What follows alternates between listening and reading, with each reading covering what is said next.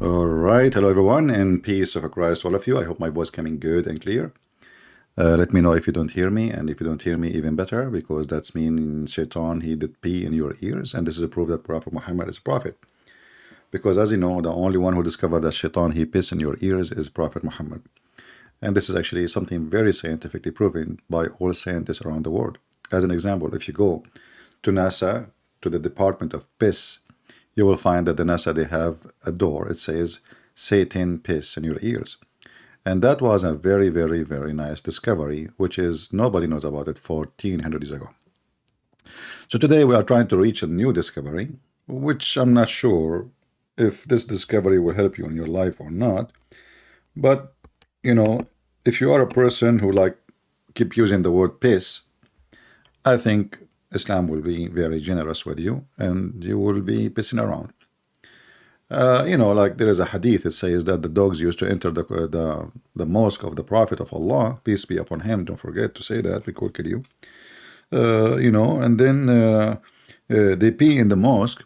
And here you will see that the Muslims, because they are very dogs friendly, they are very humble. I mean, they are Buddhist. They are like Buddhist monks. Like they see a dog like save life. So. Oh, no, this is not the same one. Which one? Why this one is in front of me? Okay, hold on. We will go back to it.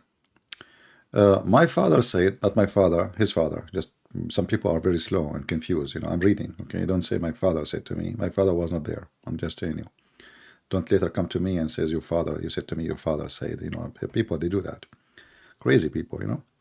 So my father said his father, again, not my father, just to confirm to you, because I know. If you are a Muslim, he will say he, see, he is saying his father. This is not authentic resource. He said his father. His father is a Christian. We don't listen to him. Abdul. This is the hadith says that, not me. So listen carefully. Focus, focus. My father said, again, his father, not my father, during the lifetime of Allah apostle, the dogs used to urinate and pass through the mosque, come and go. I love this side. Come and go. Like, hey, come, go, come, go. I mean, those dogs are really something. Funny, huh? Cute, very cute. Like, it looked like the mosque became like a bathroom for the dogs in the city, in the town. And the funny is, it says, nevertheless, they never used to sprinkle water on net, between two bracket, urine of dogs. And here, this is what it make me really think carefully about who is Allah. I mean, this God, he is so friendly, man. His followers, they are so kind. Dogs, they piss in the house of Allah. Allah don't get upset. Prophet don't get upset. Muslim don't get upset. I mean, you have to be an angel to let that happen. I mean, the dog, he go on, zzz, zzz, and dogs, they will piss anything next to them. And they have to lift their legs up, like when they will find something standing or something. So here we notice that the Muslims, they don't care really for Allah. I mean, we have the Bible speak about Jesus. He flipped the tables on those who they are buying and selling, and not in the temple, in the yard, outside the skirt of the temple. It's not even the yard of the temple. He screamed at them and he said, you made the house of my father a market, a bazaar. Here dogs get in, nobody get oh, this is the house of God, we should not allow that to happen. We should clean the floor. No. Obviously, there's a reason for that, and we hope maybe Muslims can tell us the reason. But this is a question I keep asking Muslims for since the last century. As you know, I'm born a long time ago, As I told you, I asked my mother what day I was born. She said it was a bad day. The Muslim, they get upset, like it get happy. Hey, he just said his mother, she said it's a bad day. My friend, it was a bad day for you. This is what happened. It was a bad day for Islam. So, we search in YouTube and we ask Muslims, who is Allah? You will find endless videos. Like, look at this guy. This guy is screaming, is so excited. Who is Allah? He is like all over the place. Saliva is coming. Boogers. And then he tell you, Allah is the creator of the heaven and the earth. Wait. I mean, do you see how silly, stupid this religion? We ask him, who is your God? Allah is the creator. Hold on. My friend, I did not ask you what he did. I did not ask you how many houses he built. I'm asking you who is Allah. So this is the answer they will give you. Allah is the creator. Allah is the king. Allah is the... What the heck is that? I mean, who is Allah? And by the way, this guy, his name is Mohammed Hopeless. What the heck? Is that for real? His name is Mohammed Hopeless. What a habal, man. You know, in Arabic, habal means stupidity. You know, like somebody is really lost his mind, mentally ill. So we will repeat the question and hope we get some Muhammadan. They will come to us and tell us who is Allah. Now, possibly we will not have a good chance to get many Muslims to call us, but you never know. And as you see, I'm trying to come in different timing, and now, like, not many people here. But maybe we will get some Muhammadan. All right.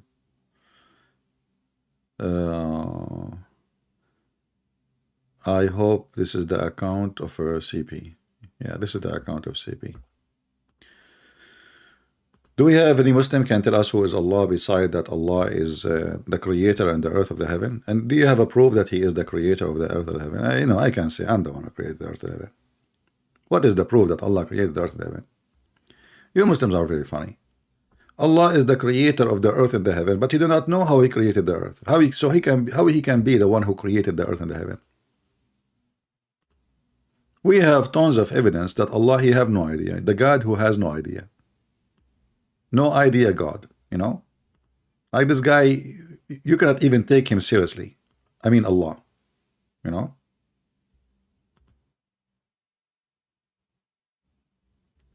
And there is something unique about Allah.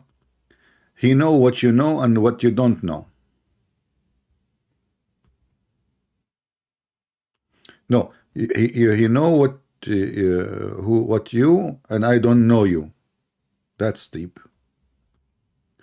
I'm telling you, things very getting so complicated, you know. Who's Allah? If you are a Muhammad and you like to join us in Skype, please feel free. We would like to hear you. And as you see, I will make your Allah, you know, flying in the sky, and the earth is moving, and you know, Allah is there, right? Yeah. Who is Allah? We stay for many hours, and we cannot get one Muslim can answer.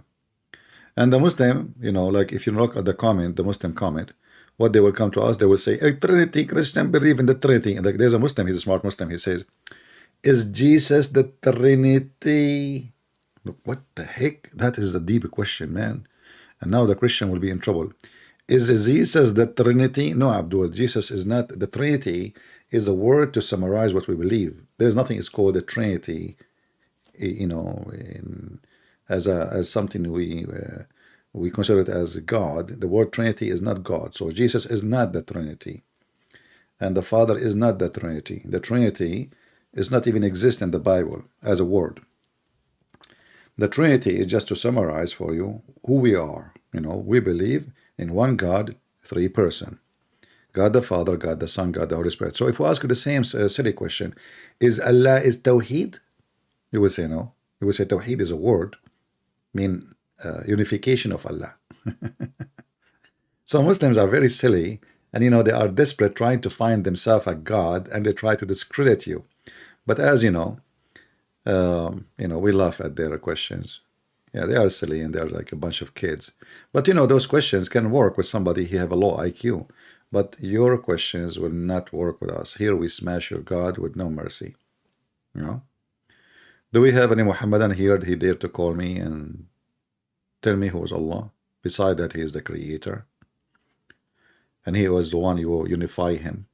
You know, you remember the guy from Morocco, he said, Christian Prince, you said that Tawheed is a verb. That is a noun. So I said to him, okay, translate the sentence for you, Tawheed al-Duwal al-Arabiya. He said, this is different. You see, you need to look at the context. I said, okay, what does this mean? He said, unification of the the Arab countries. Okay, so what? Oh. Yeah, Muhammad Abdul, this guy, he have a video about himself loving Allah, and he scream and he hit the table, and this is how they try to make you think that they are real religious, like he is so angry. But this potato is a potato, just call me, give me his Skype, just give me his Skype, you know. If there is any Muslim knows his Skype.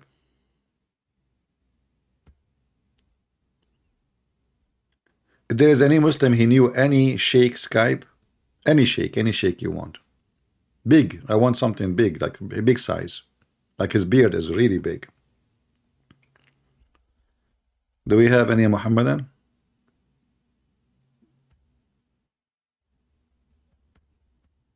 Anyone can join us? All right. Well, you need to invite, share. This is why we ask you to share the link.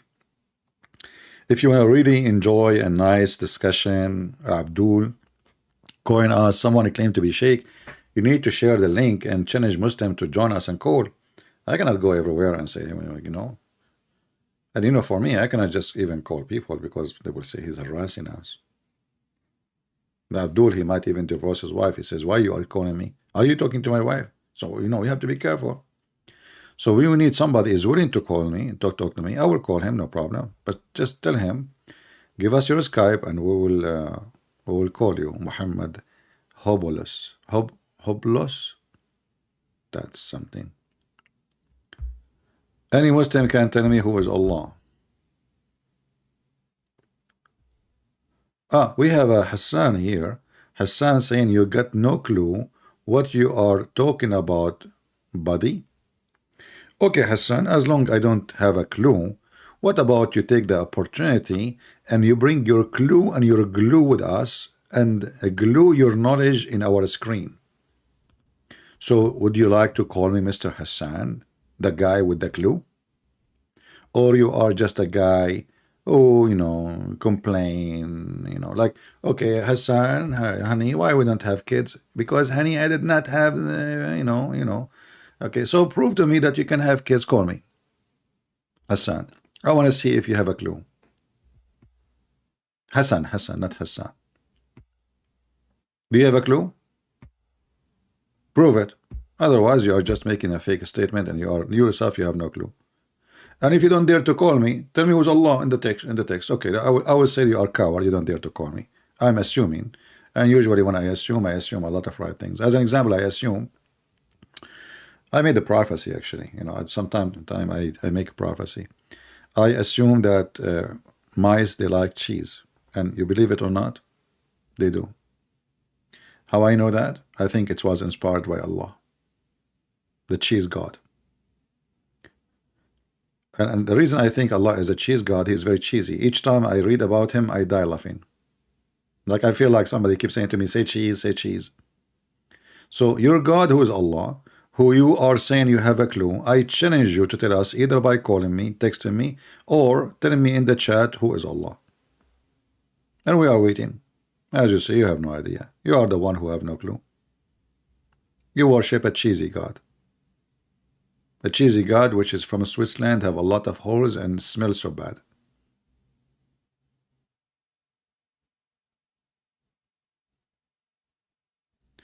In Tagalog language, Hassan, is where are you? If that's deep. So Hassan, where are you? Here we go. We find a solution for you in the Tagalog language. So as long you have a meaning for your name in the Tagalog language, if you call me, I will give you like unlimited supply of balut, hot balut. Look at the answer, guys. Look at the answer. This guy, he spent 15 minutes to answer me, and now he is saying to me he is God. Wow, buddy.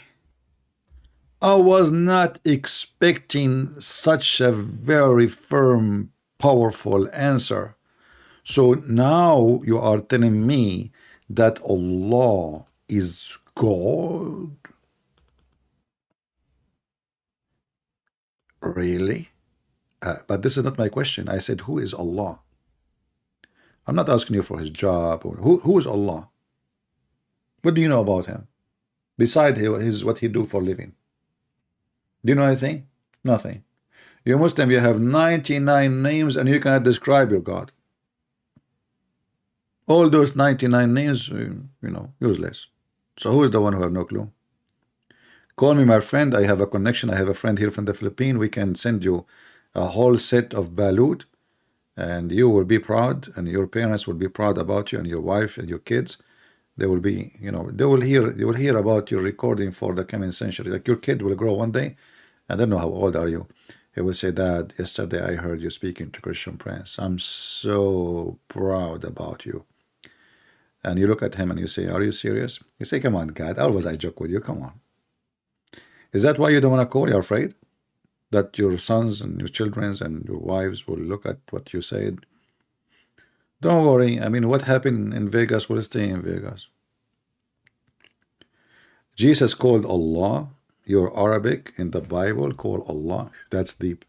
Hey, my friend, there's no such a thing in my Bible of Allah, and we can prove it in 2 minutes. You are talking about translation. As an example, you as a Muslim, you say in the translation you say Jesus, but in the whole Quran there's no Jesus. So this is a false translation. The same as your Quran saying the word Jesus. There's no Jesus. What Jesus? Since when you Muslim you have someone his name is Jesus? Nowhere. So don't go there. Don't go there. We ask you who is Allah. You say in the translation, somebody he translated the Bible in Arabic and he used the word Allah. He is an idiot like you. So you failed to answer me. Any Muhammadan?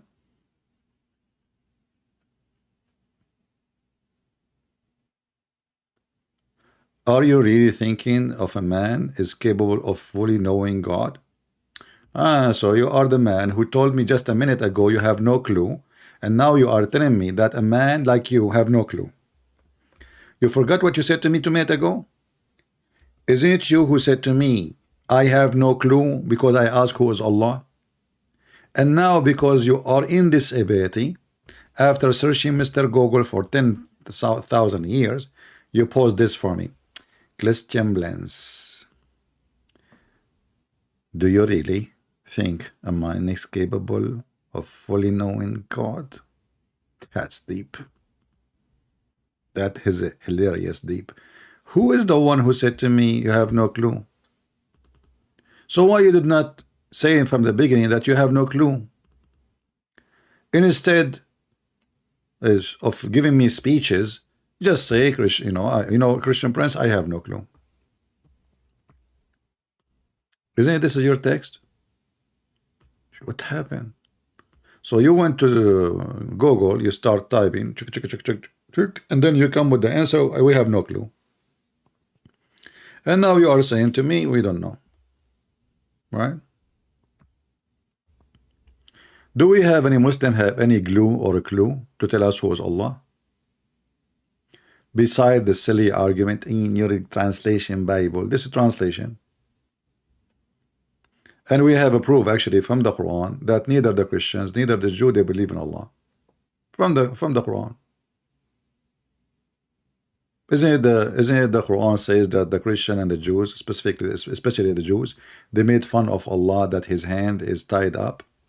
So if the Jews or the Christian they believe in this in the God his name Allah, they will never make fun of such a name. Correct, guys? If we believe in such a God, then there is no way we will make fun of him and speak about how cheap he is, how he is unable to do anything. His hand is tied up. The Jews say Allah hands tied up, making fun of Muhammad God. So how we worship the same God and they are making fun of your own God? There is no need to be disrespectful. The Quran teaches us to be just to the Christian. Oh yeah, like make them pay jizya with humility, spit in their face, rape their women, kill them wherever you find them. They are the worst of the animals. They are the worst than animal. They are the worst of the creatures. They are hypocrite, liars, kuffar, pagans, pigs, monkeys. And this guy is playing now. There is no need to be disrespectful. We Muslims, we treat Christian just. Yeah, I saw the Pact of Umar. Yeah, it was full of just. I mean, just is dripping all over the place. This would happen when you step in the tail of Allah. All the Muslims, they play victim and they will start crying. Instead of answering me, I'm not calling you names. I'm asking you who is Allah. What this drama is about. What this drama is about. Who is Allah? Where it says rape their women, no problem, here we go. It says rape their women even if they are married.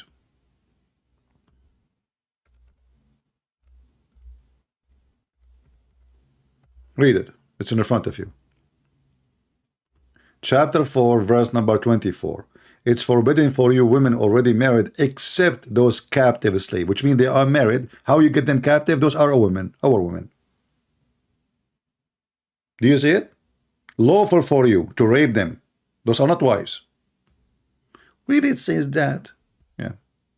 Do we have any Muhammadan would like to call us?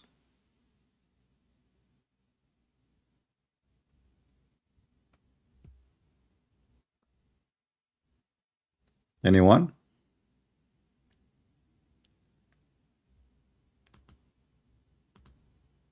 Any Muslim would like to call us?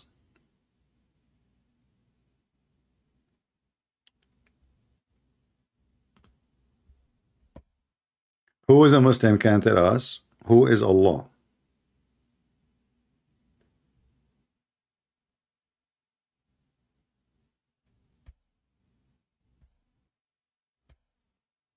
Any Muhammadan?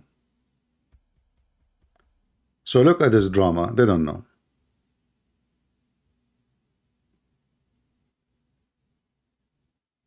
They don't know. They just make a drama. Why you are asking this question? What you know? And by the way, I have a message today for the Muslims. If you notice in the in the blue message, it says, if you are a Muslim, let me read it for you. We have a special offer for the Muslims. If you are a Muslim and you like to donate to find out who is Allah, click here.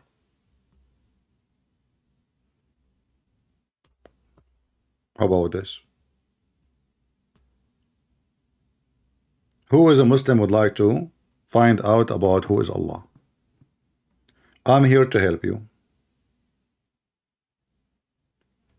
My friend, we had Discord and it was like a bathroom, 1,000 people speaking at the same time. I did not know who's talking, who's not talking. What Discord? I don't like it. Anyone want to tell me who's Allah? It doesn't say Christian women. Man, look how nice the Muslim. They don't rape Christian women. They rape other women. You see, Hassan? Man, you are a very gentleman. Hey, people. It doesn't say Christian women. We rape other women, brother. Okay, yeah, what a decent man. What a decent religion. It doesn't say Christian women. See, there's a difference now.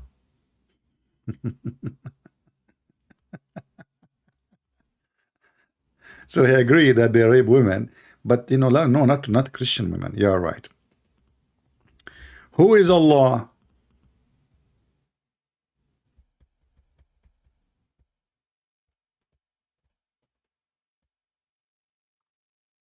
The funny is there is a guy, he called himself Muslim atheist. I mean, those people are confused about their gender, about their God. They don't know. You know, the second you ask them one question about their God, do you know what they will suffer from? They will have a problem like this guy.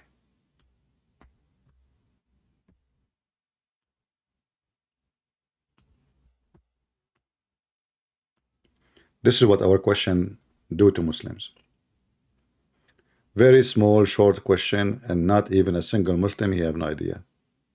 Who is Allah?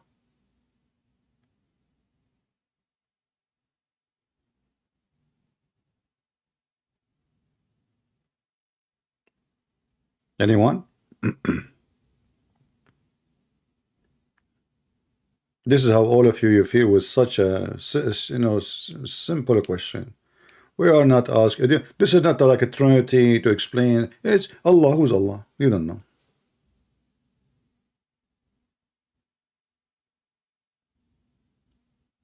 We don't want to change the question to talk about the black stone. Now we want to focus on Allah. And look, Zakir Naik, he's getting his cross eyes because of the question is very hard.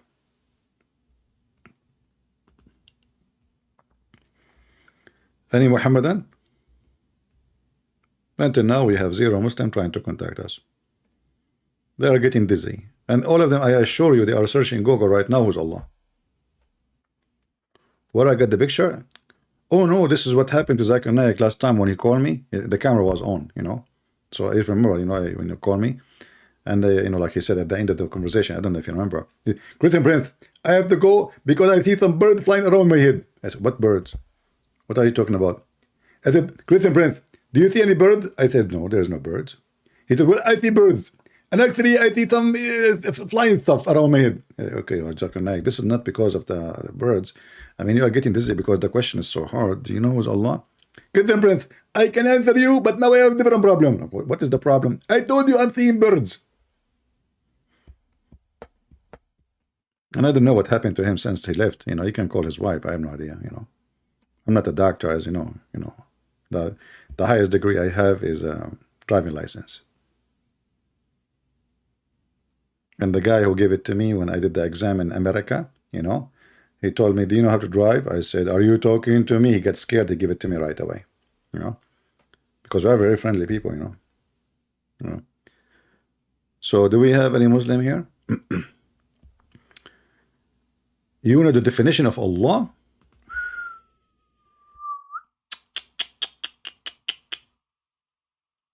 You are an atheist from Muslim background? My friend, just get a hike then. He is an atheist from a Muslim background. You know, so you are giving me a stupid answer then. You are an atheist because you could not find who is Allah, not because you know who is Allah. If you know who is Allah and Allah is a true God, you will never leave. So tell me you are an atheist Muslim. We want a Muhammadan to give us the answer. Do we have any Muhammadan can help us? Anyone? You know, like besides Saudi Arabia is getting green, Prophet Muhammad says so. Brothers and sisters, Allahu Akbar. Prophet of Allah, he said that Saudi Arabia is going to be green at the end of the time. And then Saudi Arabia, people are dying. They are desperate to find a drop of water. Just because they have a few, like a little rain, flash of flood, the Muslim, they make it a prophecy, and there is rivers, and they have Amazon, and they have Euphrates, and they have the Mississippi River. It's just a stupid flash of flood, you idiot. I mean, this is how desperate they are.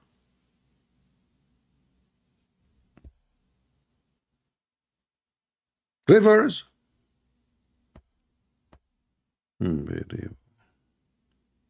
I assure you that Ali Dawah, if he see an elephant, he is pissing in Saudi Arabia, he will make it a river. I mean, the piss of the animal, by the way, this elephant, it take like, you know, like a river. He will make it a prophecy. So do we have any Muhammadan here would like to tell us who is Allah?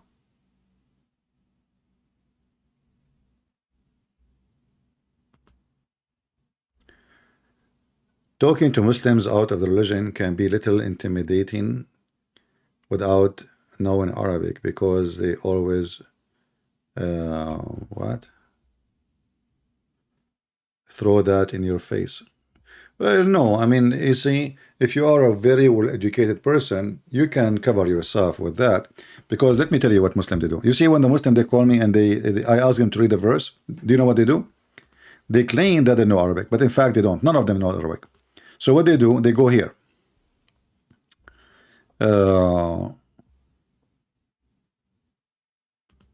There's something called the translation. يا أيها الذين آمنوا توكلوا لا تأكلوا. And the guy, he is like, sorry, you speak Arabic? Yes, okay, speak Arabic. Give me the verse. If I don't give him the verse number, he will not be able to know to say it, because they open those translation and they read يريد الله أن يكفر "Akhalifukum ankum." When you hear him, you think he know Arabic, because he is. I mean, he's sound like, but in reality, they don't know what they are reading. You know, you are a sheikh. Do we have any Muslim?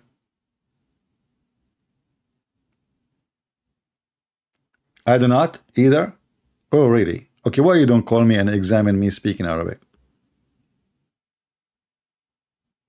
Why you don't do that? Guys, I do not know either. I do not know how to speak Arabic. I'm born in the Middle East. I spent most of my life there, and I don't know Arabic. True story.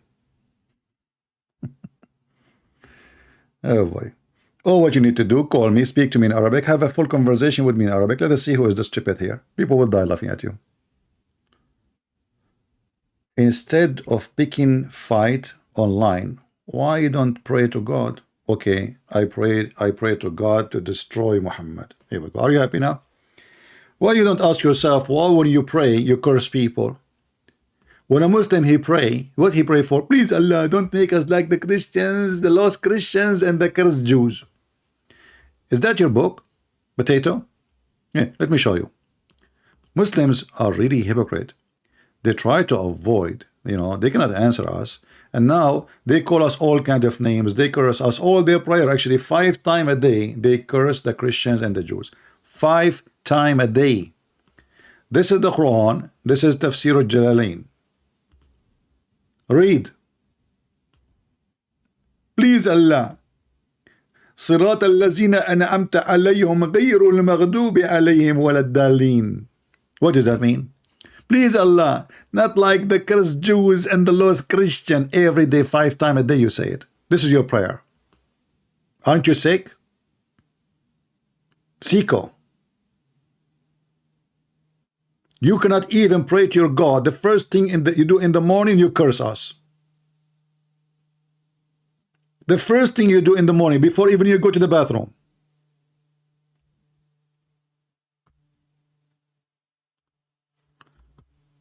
Do we have any Muhammadan? You have a Muslim, he want to talk? Okay, let's see. Somebody have a Muslim.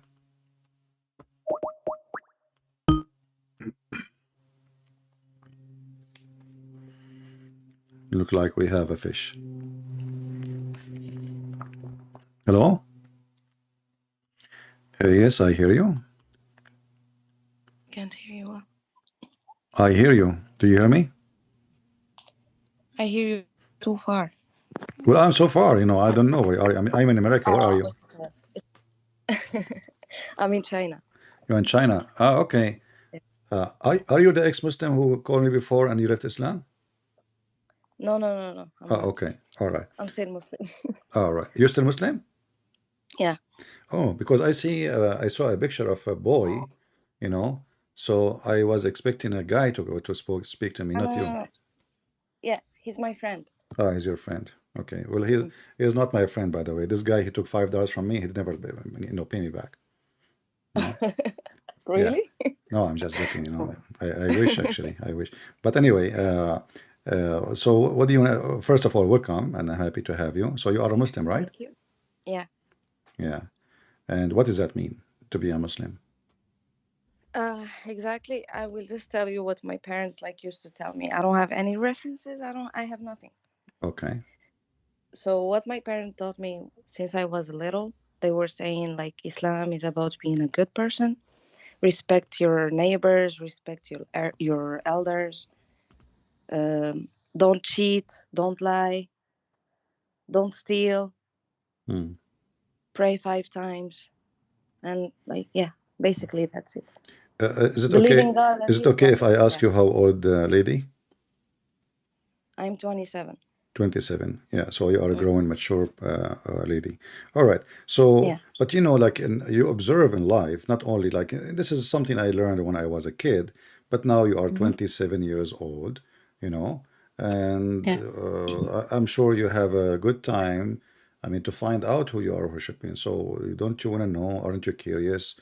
I mean, what this religion which you belong to about it? Actually, I was. when I was young, I used to ask so many questions, and my mom used to tell me, "Don't ask. Oh, see? Only the people that they ask, they will go to Jahannam. They will go to hell." So yeah. Exactly, exactly. See? So I was like, "But no, this, for example, some stuff they don't make sense to me. I really want to understand because sometimes when they talk to me, I just think by my logic." Like this doesn't make any sense to me, so I just want to ask more about it. And they said, no, don't ask. Like, don't ask. Do you It know is why? how it is, and Why that's your it. mom she said that to you? Because Mm-hmm. this is what she learned from her mom, you know, and her mom she learned Yeah. that from her mom. Nobody dare to question this religion, and then we end with generation who they are just live by fear, don't dare to ask questions, and nobody knows what they are worshiping. This is in the Quran, chapter 5, verse 101. It says, "O who you believe, ask not about things which it made plain to you."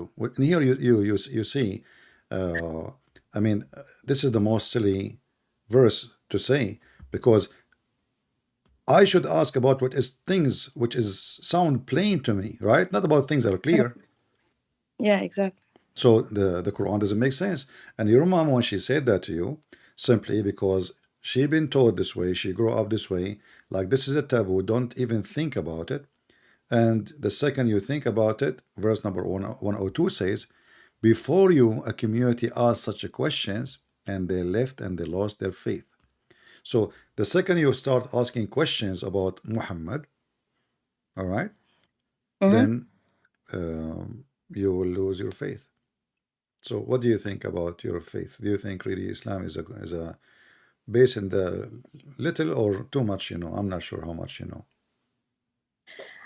I don't know that much, but like I used to pray, and all my dua was accepted. So I really, Your like, I don't dua know. is accepted?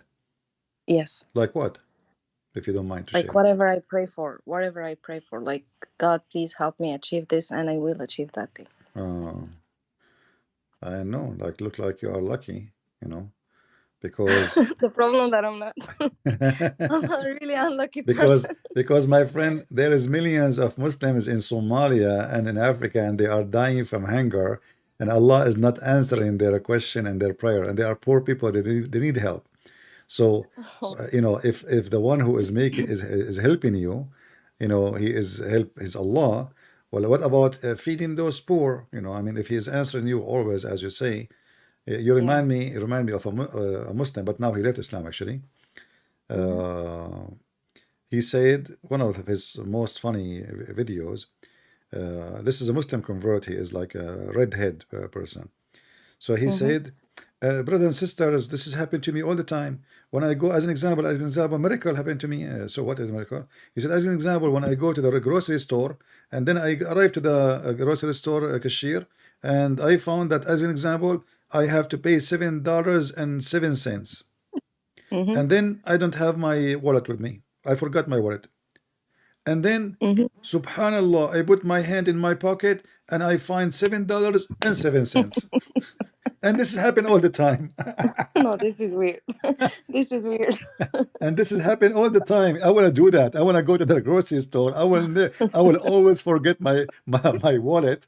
I will do that in the gas station. I will do everywhere. I will not take my wallet, so Allah will put $7.70 in my pocket. No, And he's actually, that cannot happen. I think that cannot happen. Like, yeah. miracles don't But happen nowadays.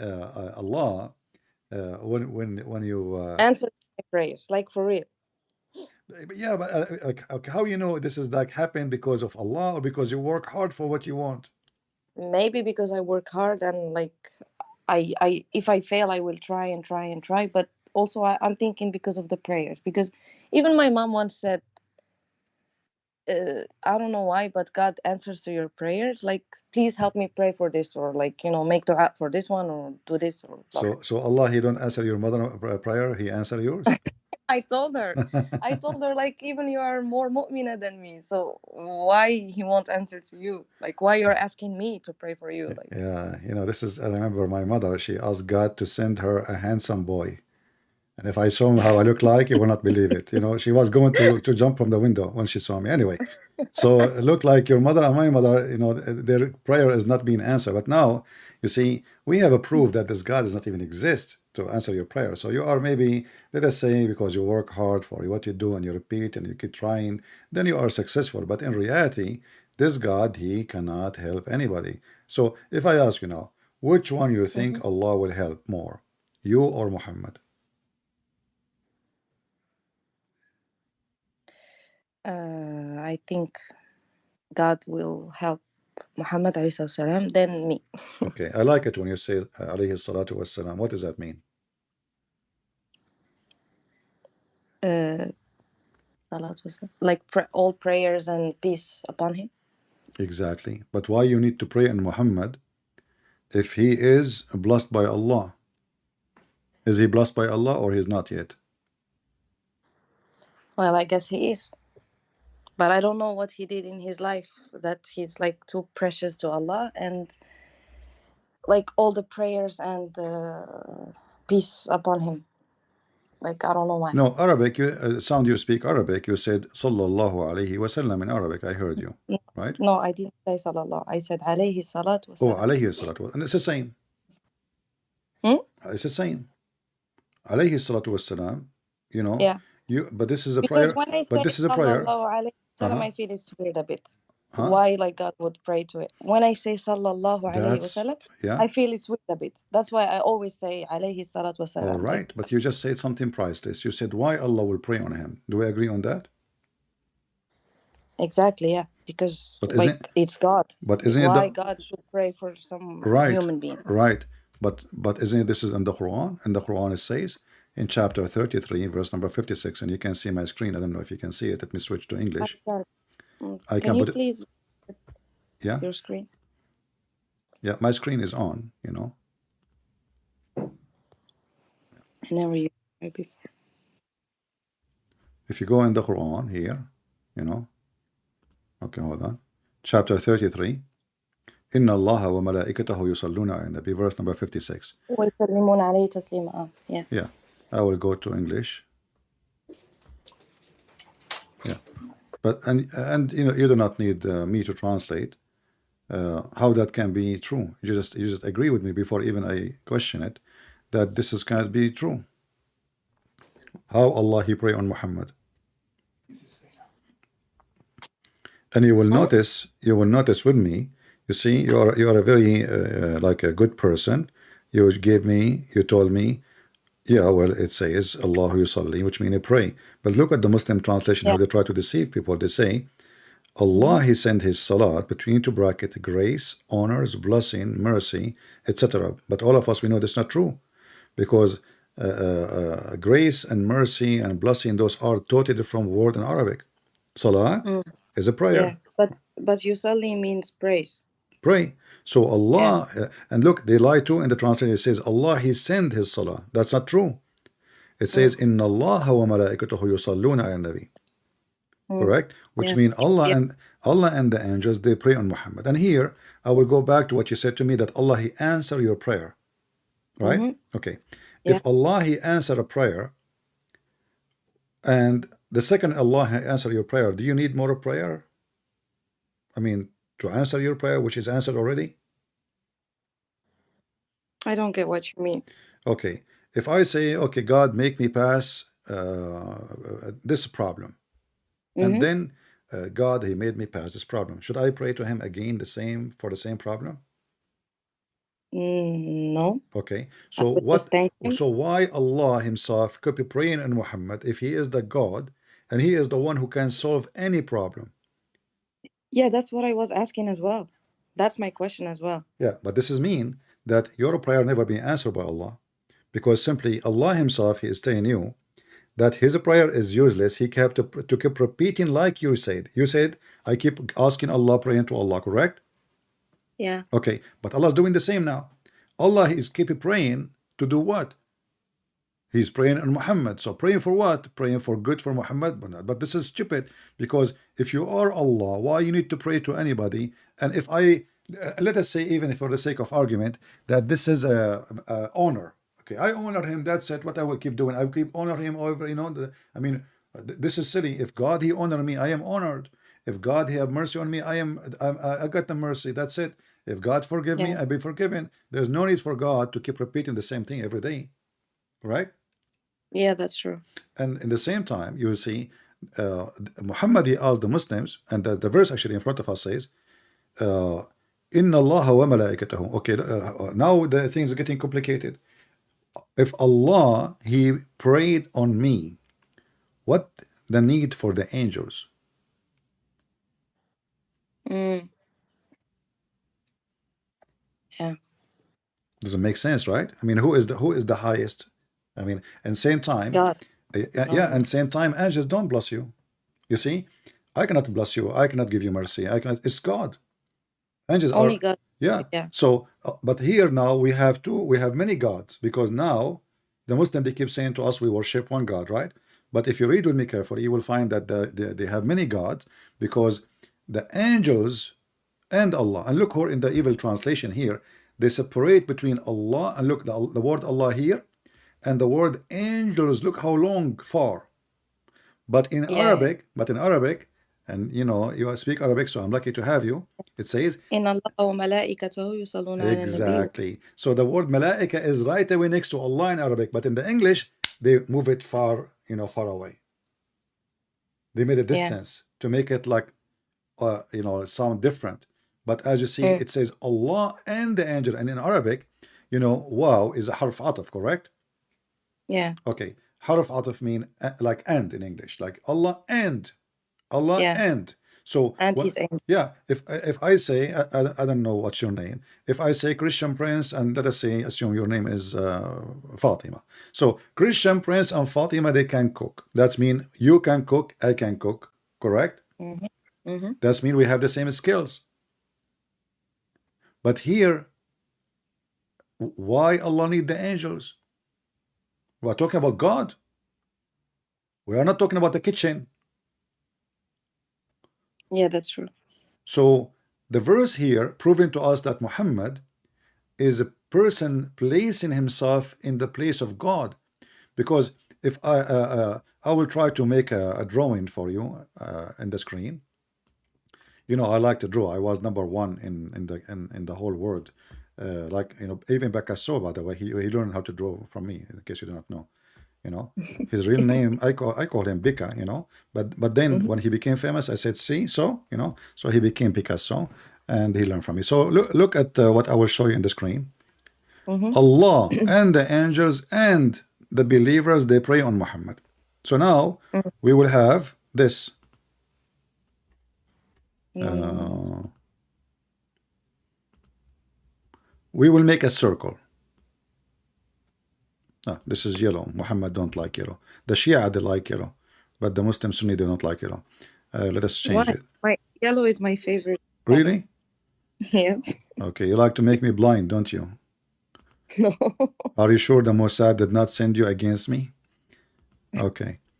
But just because the background is not strong, I mean, so we have to make different. So this is a circle, and in this circle we have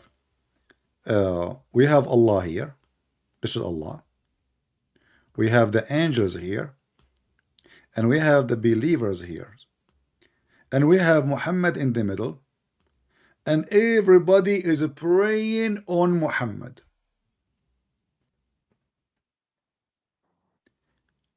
What do you Yeah. think? Isn't it this is the most silly, stupid thing ever you heard?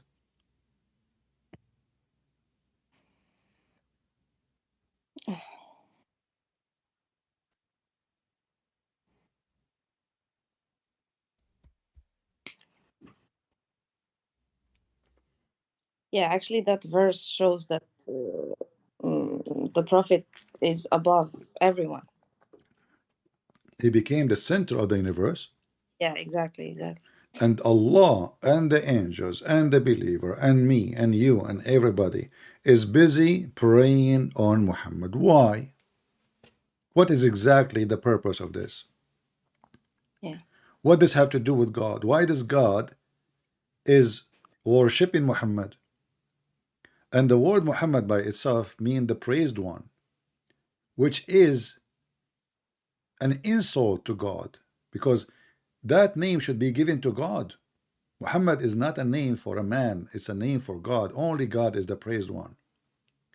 So here, Muhammad, his real name was Qatham, he changed his name, and then he changed his name to the praised one, and now he start practicing to be the praised one, so he forced everybody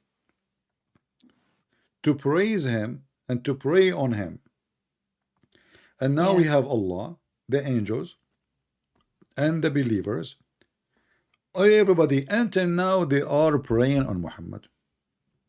Yeah, like they used to say that the prophet is really a precious person to God, and he has the key to heaven. Actually, this is proof that the He will verse. give you. Just wait. What you said? I don't know what to Mhm. call you. Do you have a name I can call you with? Yeah, you can call me Hajjar. Hajak? Yeah, Hajjar, Hajjar. Hajjar. Nice name. All right. Thank Uh, uh, I say, by the way, this nice name to everybody. Just don't think it's just joking. Yeah. So, but what you just said is a proof that Muhammad again is a false prophet. Why? Because if he is so special to Allah, why Allah need to keep praying on him and asking people to pray on him and asking the angels to pray on him? I mean, he is so special already, and he had the you. keys. Yeah, yeah. So why? Yeah, because the person who needs prayers, like he did the bad sins, that's the person that needs prayers. Normally, Exactly. that's why. Like a person like me to be handsome one day, that's the one need a prayer from everybody. Maybe in the morning I will wake up and I will look good. But that never happened. The Christians can't even help me. So when this God, he is saying that Allah and the angels and the believers pray on him, and then the Muslim they say that Muhammad is the best of mankind and he is the most close to Allah. But look, Allah himself and the angels and the Muslims are praying for him. Praying for what? If to get the best location, a corner a lot in the heaven, to get the high floor.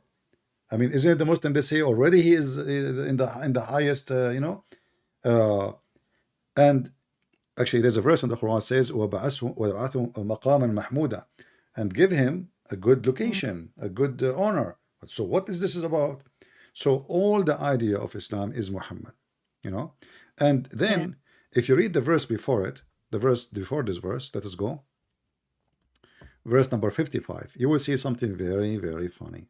You know, uh, you know Arabic, you can read it in Arabic, and Okay. we can see it in English. Let me wait for you in Arabic first. All right. Okay. And you will see there's no connection between the Quran. The Quran is like somebody, he's drunk, and he is making an article about Hulu Nulu. He do not know which one is Hulu and which one is Nulu. لا جناح عليهن في آبائهن ولا أبنائهن ولا أخوانهن ولا أبناء إخوات. What is this? What is this? What does have to do with this? لا جناح عليهن في آبائهن ولا أبنائهن ولا إخوانهن ولا أبناء إخوانهن ولا أخواتهن ولا نسائهن ولا أولادهن ولا أخواتهن الله إن الله كان على كل شيء شهيدا. Do you understand anything? What does جناح mean? No problem. Like no problem. Yeah. But what is this? Nothing. And what does have to No one, do? What does have to like do? Huh? all the family members. Yeah, but but this is silly. What does verse have to do with the verse before it, and what the verse before it have to do with the verse after it? I mean, we are talking praying on Muhammad, right? Yeah. The verse before it speak about things doesn't make sense. What is this? There is no sin of them, the prophet wives, if they appear unveiled. Why? Okay, before their fathers, but what does have to do with the verse before it? What the connection? You see, when we say a book of God, God is intelligent God, not stupid, right? Yeah. Okay, so if I am now talking about how to make how to cook chicken, and then right away the verse after it says and pray on the prophet, and everybody pray on the prophet and the angels and what. But what? So what does have to do with this? Here it says it's okay for the wives. It's not a problem to do this and to do this, etc. Okay, but Mm-hmm. what the verse after it have to do with it? Nothing. Yeah. Nothing.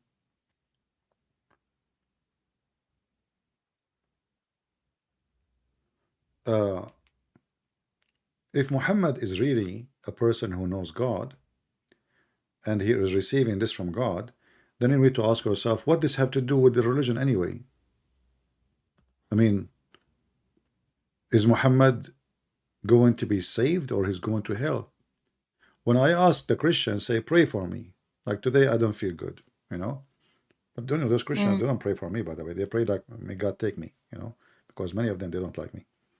Yeah, but when I ask somebody to pray for me, I ask because simply I feel there is a need. But this is God himself. He pray on Muhammad.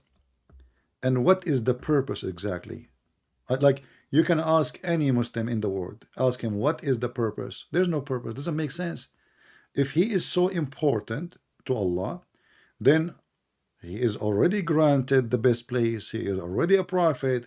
He is already elected person. So why I need to pray on him, and why the angels are praying on him, and what the angels can do, what Allah can do? Is the angels going to add something? No. Is the Muslims prayer will, because the Muslim they pray to Allah to what? Right? So Yeah. he's Yeah. asking the angels to pray for him. Doesn't make sense. I mean, I already grant him my prayer. So here you Yeah. Maybe notice, yeah, like how really a precious person he is. Maybe in the if he is, picture. this verse is a fabricated. If he is a precious person, then this verse is a fabrication. Doesn't make any sense, right?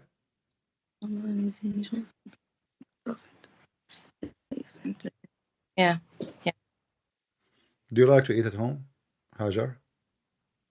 Yeah. Do you know that Allah He gave you permission to eat at home? Mm. I'm serious. Have you ever heard of God? You never heard this before, don't you, right? No, really no. Yeah. Well, welcome I don't to. understand. I don't think you're joking with me. No, no, no, no, no, no, no. You know, uh, not joking. I'm not joking. But I hope I will not make you hungry, and then you will go and eat, and you will say, "Okay, I have to go." Okay. Chapter 24, and I will put it for you in Arabic, and I will put it in English. It says in Arabic, Okay. ليس على الأعمى حرج ولا على الأعرج حرج ولا على المريض حرج ولا عن أنفسكم أن تأكلوا في بيوتكم.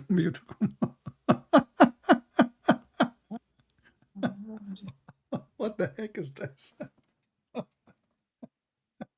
This is God.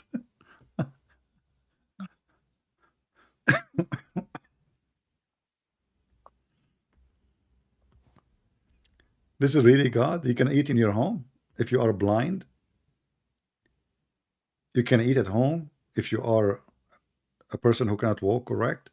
If you are sick, you can eat home. And even if you are not any of those, you can eat. So what the point? I mean, just say, and isn't it all people they eat at home? And then it's Yeah. okay to eat in the house of your father. Hajar, great news. You can eat in your dad's house. Allah give you permission, sister. What do you want more? Not only that, you can eat in the house of your mother. Whoa, I don't know that. And then you can eat in the houses of your brothers. That's deep. It's getting complicated. Or, you know, أخوانكم أو بيوت أخواتكم. What the difference? Yeah. In the house of your brothers or the house of your brothers. And then in the house of your uncles. And then in the house of your aunties. And in the house of your uncle from your mom's side. And the house of your auntie from your mom's side. I mean, what the heck is that? And or any house you have the keys for it. Mm, Hajjar, I will yeah. never give you the key of my house. You are a Muslim. You are dangerous. You will get the key. You will go to Oh my my God, I'm refrigerator, not and a good Muslim. and you will eat I my. only know good things about Islam. It's just like not to hurt anyone, as I said. Yeah, Only the no, good things. Islam says you should hurt everybody. That's not true. No, I can't. Yeah, yeah. You are I you just are just a should you not are just a good mean person, grow in a nice family. Your parents are nice people. So this is why you think this is Islam, but this is not Islam. Islam is the opposite.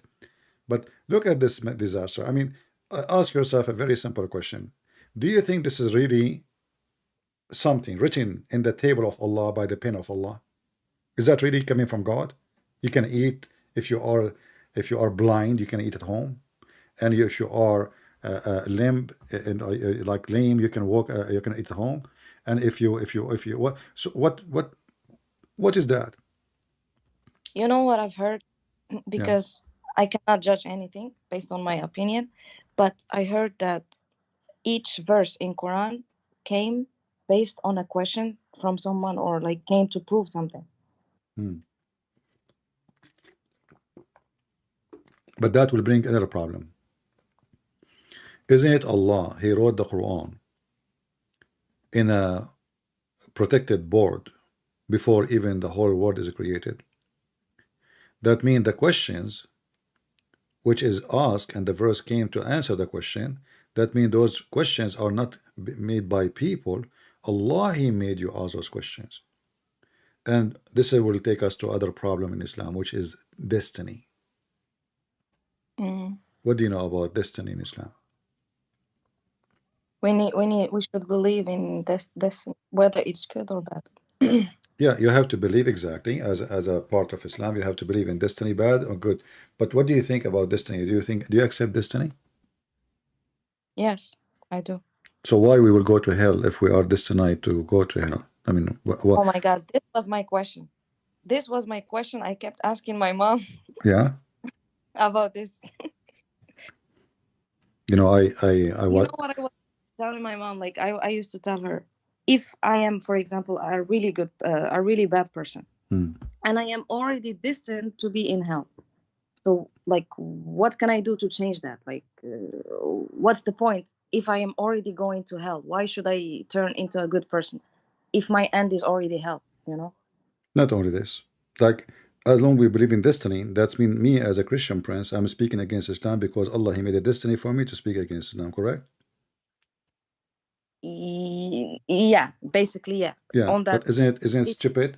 Isn't it stupid to make me speak against you, and that hurt you, and then you ask the Muslim to do jihad against me and kill me? I mean, what is this game? So yeah, it's not my but fault if you made me do that. mm, yeah, that's true. But my mom told me like you can change your destiny. No, that's For false. example, Yeah. today I woke up in the morning. If I do like dua and pray and everything, if I have, for example, if there is an accident is waiting for me, Hmm. like that accident won't happen because I already make some dua and prayers, and it's like a protected. It take the affair of Allah to go to Him 1,000 year. You know that, right? So if you make a supplication to Allah, it's going to take 1,000 years to go. So if you make a supplication in the morning, it's going to take 1,000 years to go and 1,000 years to come back. By that time, not only you will have the accident, you will become mashed potato. You know. So this is not really what Islam teach. And as an example, if I ask you now, uh, Adam, Adam he commits sin. We know the story. This story written in the Bible, right? And written in the Quran. So Adam he ate from the tree, and because he ate from the tree, God he punished him and he kicked him out. Correct? Yeah. Okay. But do you know that according to Muhammad, Adam, it was not his choice to commit sin, but it was Allah. He forced him to commit sin. It was destiny. So here we see an argument. Muhammad is speaking, not me, because it doesn't make sense. This argument between Adam and Moses. Uh, as you see, this is Al-Bukhari, and you know Al-Bukhari is a very authentic book, right? Well, I don't. I never like agreed with Sunnah. So You have to, because the Quran says, I know. وَمَنْ أَطَاعَ الرَّسُولَ أَطَاعَ اللَّهَ وَمَنْ أَطَاعَ اللَّهَ أَطَاعَ الرَّسُولَ. So you cannot obey Yeah, one, and to obey Muhammad, you have to obey the hadith. yeah, that's true. Yeah. And if you read with me, I don't know if you can see the screen, it says here, the Prophet said, Adam and Moses argued with each other. I told you, never leave Adam and Moses alone. I mean, those guys, they are like fire and gas. You know, how Moses and Adam they met, don't ask me. Yeah, that's what I'm thinking right now. Yeah, but Muhammad, because Allah told him, that's it. You know, who can question? Moses said to Adam, "O Adam, you are our father who disappointed us and turned us out of paradise." Then Adam said, "O Moses, Allah has Allah favored you with his talk. He talked to you directly, and he wrote the Torah for you with his own hand. Do you blame me for an action which Allah had written in my fate 40 years before my creation?" So Adam confuted Moses. Adam confuted Moses, and Muhammad always repeat things 3 times, which is very weird. So what Adam did, he confuted, which means he won the argument. So what is the argument? Adam, Moses, he said to him, because of you, we are out of heaven. Adam, he said to him, don't be stupid, Moses. Don't you know that this is a destiny? And Allah, he decided for me my fate 40 years before my creation, which means the sin of Adam was a destiny. But it cannot be because God gave him the choice. No, Like no. he told him, "No, don't touch that Oh, tree." this But is a fake acting, because as you see, it's just destiny. It's destiny because and it's a isn't we are نحن مخيرون ولسنا no, بمسلمين. no, no. This not Muslim. Muslim don't believe مخيرون. There's no تخير. You know. Because my me that. So what do we believe in then? Me and my family. Yeah, but what you believe in, with my respect to you, this is not what Islam is. There's a huge difference between what Islam teach and what you are saying. So, like if I go in the Quran and look for what Allah He will, Allah He will many things, all right, and only the will of Allah is going to function at the end of the day. Insha'Allah inna la muhtadun. Insha'Allah, insha'Allah, insha'Allah. But the Quran always confirm that even when you commit shirk, which is something against Allah, وَلَوْ شَاءَ اللَّهُ مَا أَشْرَكُوا, chapter 6, verse number 107. And إِلَّا مَا شَاءَ اللَّهُ, as an example, the verse says, إِلَّا مَا شَاءَ اللَّهُ, إِلَّا مَا شاء, except what Allah He allowed. Nothing will happen. Nothing will happen. Nothing will be even able to happen, except by the will of Allah. Yeah. All those verses I'm showing you on the screen is proving my point. إلا ما شاء الله. Okay. إلا ما شاء الله. ولو شاء الله ما فعلوا. No. So everything by the will of Allah. Nothing can happen except by the will of Allah. Yeah, And exactly. any sin you do, it is an order and a command from Allah. And Yeah. when the hadith speak about Moses and Adam he says to him, well, it's written 40 years before my creation. That means the existence of Adam was a plan, including his sin. You know what I mean? Yeah. Yeah.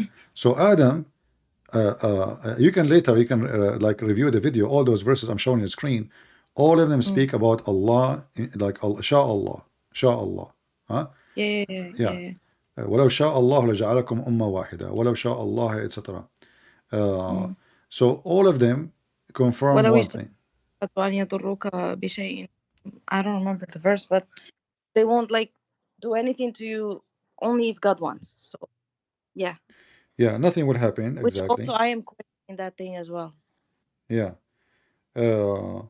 Like in the chapter of At-Takwir, I think verse number 29, it says, وَمَا تَشَاءُونَ إِلَّا أَن يَشَاءَ اللَّهُ, which is very Oh, clear, you know.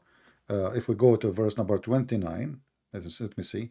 I'm just using my memory. I hope. Okay, chapter At-Takwir. Let us see. Let us go here. And actually, this verse is very, very clear.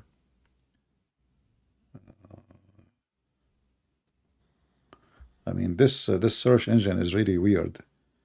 It's messed up. You know, you type a word. Let us go to a better way. We go to 81.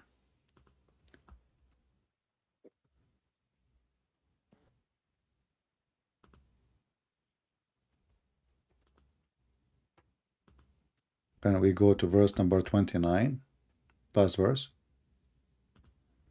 Let's see if you can see it. Do you see it?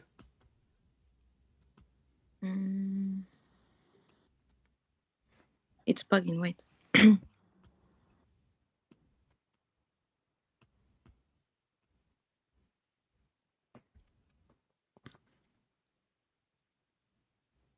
وما تشاءون إلا أن يشاء الله رب العالمين. But I see now. Okay.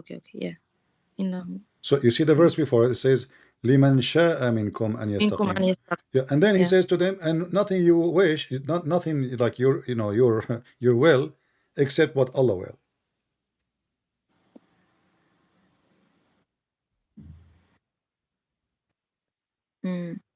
Which means, if not Allah will, you will have nothing happening. Right? Yeah. It's Allah will at the end of the day. So, but you shall not will except as Allah wills. So your will is a fake will. So why we call it will? Because you cannot will unless what is Allah wills. So we are not free. We are just enforced. Like as an example, if somebody have fornication, is fornication a choice in Islam, or it's a must? I don't know. What do you think? I mean, isn't it this is a something you decide to do or not to do? Should be this way, right? I mean, I should not believe that God he forced me to do fornication. Correct? Yeah. But this is what Muhammad saying. Read carefully. Muhammad, he said, and this is very authentic hadith. Verily Allah has fixed the very portion of adultery which a man will indulge in which he of necessity must commit. Adultery of the eyes, the adultery of the eye is the lust look, and the adultery of the tongue, and etc. It is what? It is a portion of adultery. Allah have fixed portion for you. It's not a choice. So you like it, you don't like it, you are going to do it. But why would God want us to do this? Why would God want us to sin? And also he's telling us you should not be sinning. Okay, that's a good question. Do you know that Muhammad, he said, if you don't commit sin, Allah will destroy you? What? If you don't commit sin, Allah will destroy you. But why? Read it. Isn't the goal is God wants us to be a good people? See, this is what a good God will do. What Allah is the devil. Read it. It's in front of you. Muhammad, he said, by him in whose hand is my life, if you were not to commit sin, Allah would sweep you out of existence, and he would replace you by those who would commit sin and seek forgiveness from Allah, and he would have burdened them. Do you see how dangerous this statement is? I can show it in Arabic if you want. No, it's okay. I understand. Oh my God.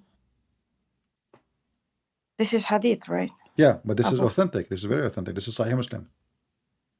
Hadith number 2749. So, وَالَّذِي نَفْسِي بِيَدُهُ, لو لم تذنبوا لذهب الله بكم ولجاء بقوم يذنبون فيستغفرون الله فيغفر لهم. That is the most disgusting thing ever. So Muhammad is saying to us, he have a sick God, and if you want Allah to like you and keep you alive, you have to commit more sin. But what I know is we should not commit any sins. No, Like we as you see, be no, careful. you have wrong understanding of of Islam. Islam is this is why we laugh at Islam as a like we like me as an Arab, when I read and go to school and I see Muslim talking about the religion and I read this, I mean this is madness, it's stupid. So how you say to people, oh, Allah don't like the sinners, and then you say to them, if you don't commit sin, I will destroy you. How you say to them sin is not is from Satan, and then you say to me Satan is sin is destiny. Yeah. Not only that, do you know that even Satan is a Muslim? Well, Satan was an angel as well. No, Like no. In Islam, Satan but never. uh, No. mm. Satan in Islam, he's a genie. He is not an angel. What? Satan in Islam, he is a genie. Genie. You know what genie?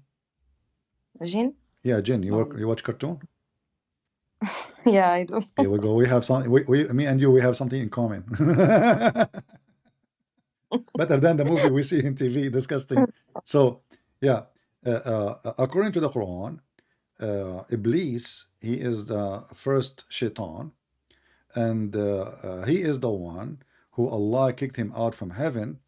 And then Iblis, after he was kicked out from heaven, he came back, and there's a snake in the heaven of Adam and Eve, and he asked the snake, he bribed the snake, he told her, I will make you whatever, give you husband, etc. Like, she's single, looking for a husband, dating website. So he convinced the snake to go inside her, and she was able to smuggle him inside, the heaven. Because Allah in the Quran, he ordered the shaitan to get out of heaven when he refused to bow down to Adam, which is very stupid story. But what make it more stupid, that Allah, he ordered the angels to bow down, and this might be why you are confused, you think he's an angel. He ordered the angels to bow down, except shaitan, Iblis, he refused. But Iblis is not.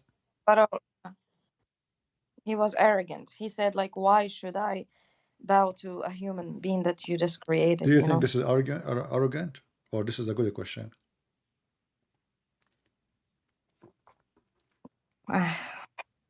Why I need to why any one of us will bow down to Adam? Who is Adam?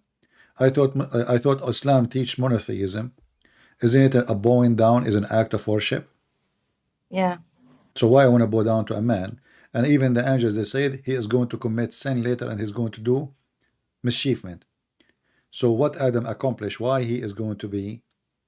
We bow down. What about we bow down to Allah if he's God? Why I want to bow down to Adam? Yeah, that's true. Doesn't make sense. In the same time, the one who accused Adam of doing mischievement, it was the angels, not Iblis. So why you are asking Iblis to bow down? In fact, he did not. Yeah. Allah, he said to the angels, وَإِذْ قُلْنَا لِلْمَلَائِكَةِ, as you see the verse, chapter 2, verse number 34, وَإِذْ قُلْنَا لِلْمَلَائِكَةِ اسْجُدُوا لِآدَمَ فَسَجَدُوا إِلَّا إِبْلِيسَ أَبَى وَاسْتَكْبَرَ. Okay, he was from the kuffar. This is very funny. But Allah, he said to who? To the angels. But shaitan is not an angel. He is from because the jinn. Like Iblis, except Iblis, so he was considered from angels as well. No. The Quran confirms. It's not up to me or to you, Hajjar. The Quran, it says Iblis, he was one of the jinn.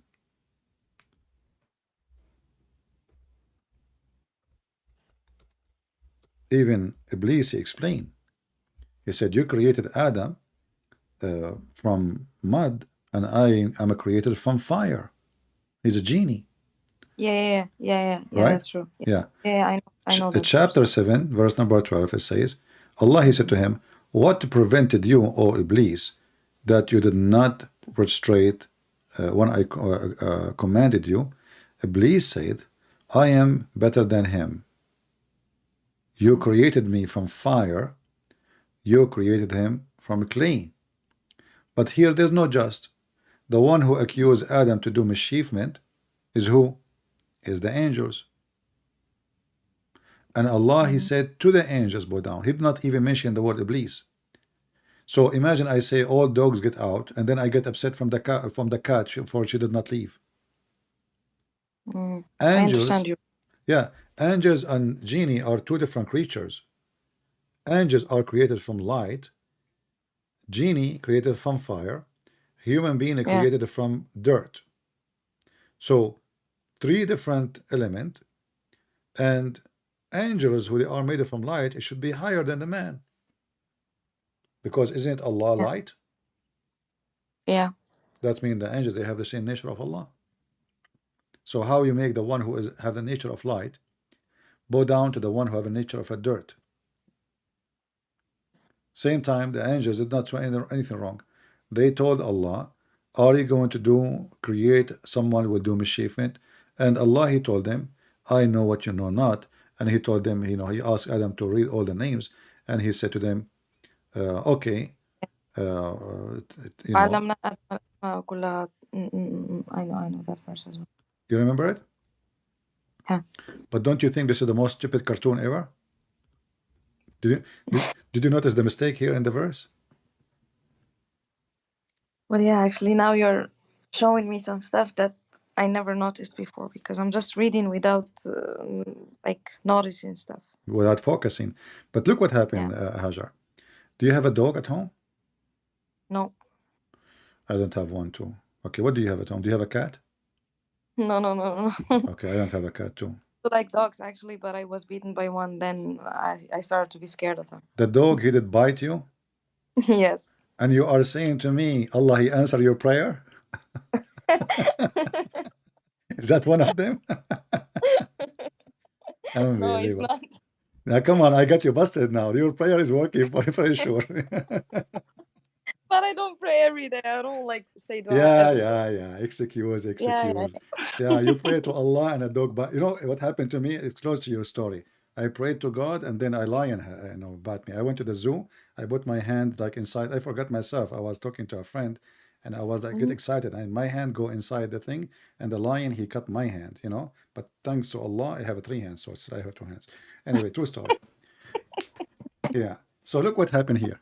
So the angels in chapter 2, verse number 30, the angels, they said to him, he said to the angels, I'm going to create someone to inherit the earth. But how you can inherit the earth? I mean, there is some people live there, which is very weird because Khalifa mean the one who inherit, correct?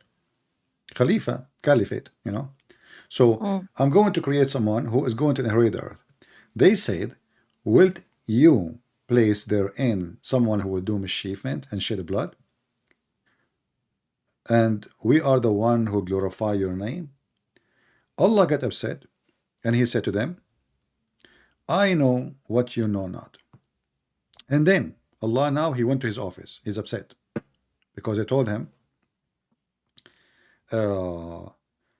he like challenging his authority, that what a stupid mistake you are making. You are making Adam who is going to do mischievement. And here you ask yourself, how the angels even know? Which is strange. And then he taught Adam the names of all things. Then He placed them before the angels and said, tell me the names of those things if you are truthful, not right. See the translation here? They lie. Because in Arabic it says, read with me, in kuntum sadiqeen. What in kuntum sadiqeen mean? Truthful. Exactly. So they lie in the translation. So yeah, I told my friend because he doesn't speak Arabic. I told him like, don't look at the translation. exactly. There are billions. They lie in purpose. No, Hajjar, they lie in purpose. You see, because if we say the reason they hide it, because if we say if you are truthful, that means the Quran accused the angels to be a bunch of liars. Right? Yeah. And if the angels are not truthful, then where Muhammad he received the Quran from? From the angels, from Jibreel, correct? From Jibreel, yeah. That means Jibreel is one of the angels too, correct? Yeah. Okay, that means he's not truthful. So how we can trust the delivery of Jibril, Mr. Fax? If the angels, all of them, and the one who's accusing them not to be truthful is Allah.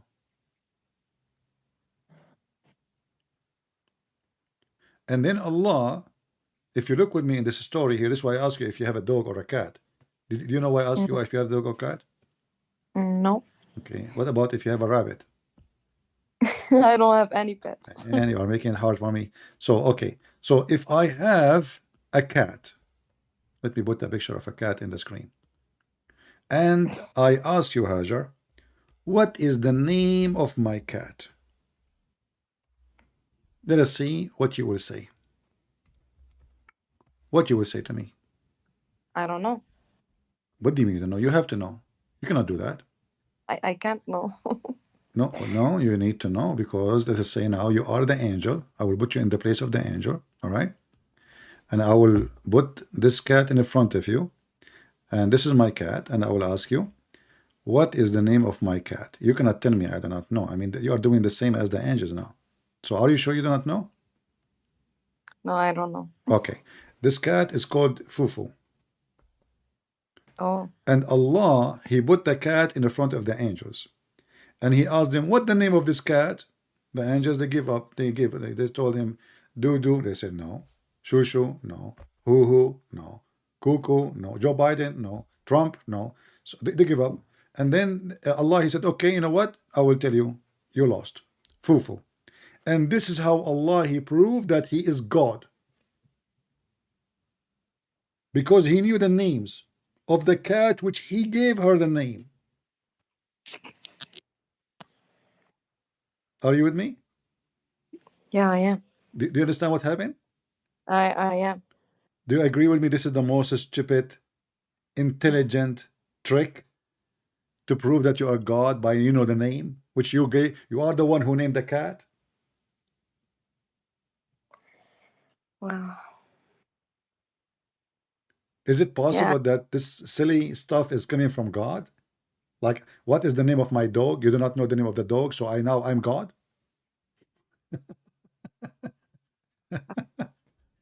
Okay, ask me what's your name. What's your name? No, I'm not repeat. I ask me to ask you what's your name. Okay. Ask me what's my name.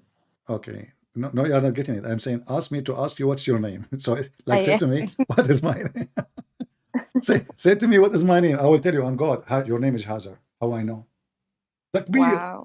Wow, that's amazing. So now your mom is God because she is the one who gave you a name, and your dad, I mean, this God is the most idiot, funny, silly. This is not even high school, intelligence. What do you mean he told them the names? So if now he wanted to prove to them that he knew what they know not. How? By teaching Adam the names? And he asked the angels, what is the names? And now the angels, they do not know the names. That means he is God and they are not truthful. What about we do the opposite? You tell them go and give names to anything you want and come to me and tell me what the names we gave in our head, and then I will tell you. That will make sense. But you are the one who gave the names to that cat and the dog, and then you ask them to give you the names, and that how you prove that you are the all-knowing God. And look, the angels, they look like they are a bunch of stupid. They said to him, wow, glory to you. We have no knowledge except what you have taught us, which is a contradiction for the story, because he said only to them, I'm going to create a human being. They said, are you going to create someone who do mischievement? He just told them he will create. So what do you mean we know except what you told us? Where do you get this information from? So the whole story is a stupid story. And then he said, and we said to the angels, prostrate, except Shaitan, but Shaitan is not an angel. And then Allah, He ordered Shaitan to get out of heaven. And then you ask yourself, how in the world Shaitan, after he get out of heaven, he was able to get in?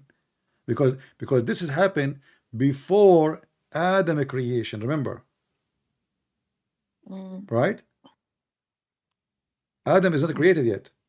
Allah, He just said to Adam, I'm going to create somebody. This argument, and then Adam, he was created after the argument, and then He gave him the name, and then because Shaitan, he refused to bow down to Adam, so now in this moment Adam is exist.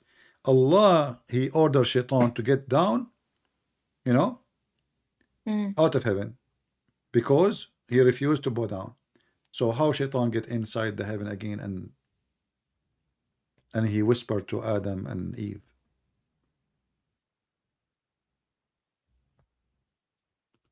He was sneaking around. I don't know. You can sneak around the fence of Allah.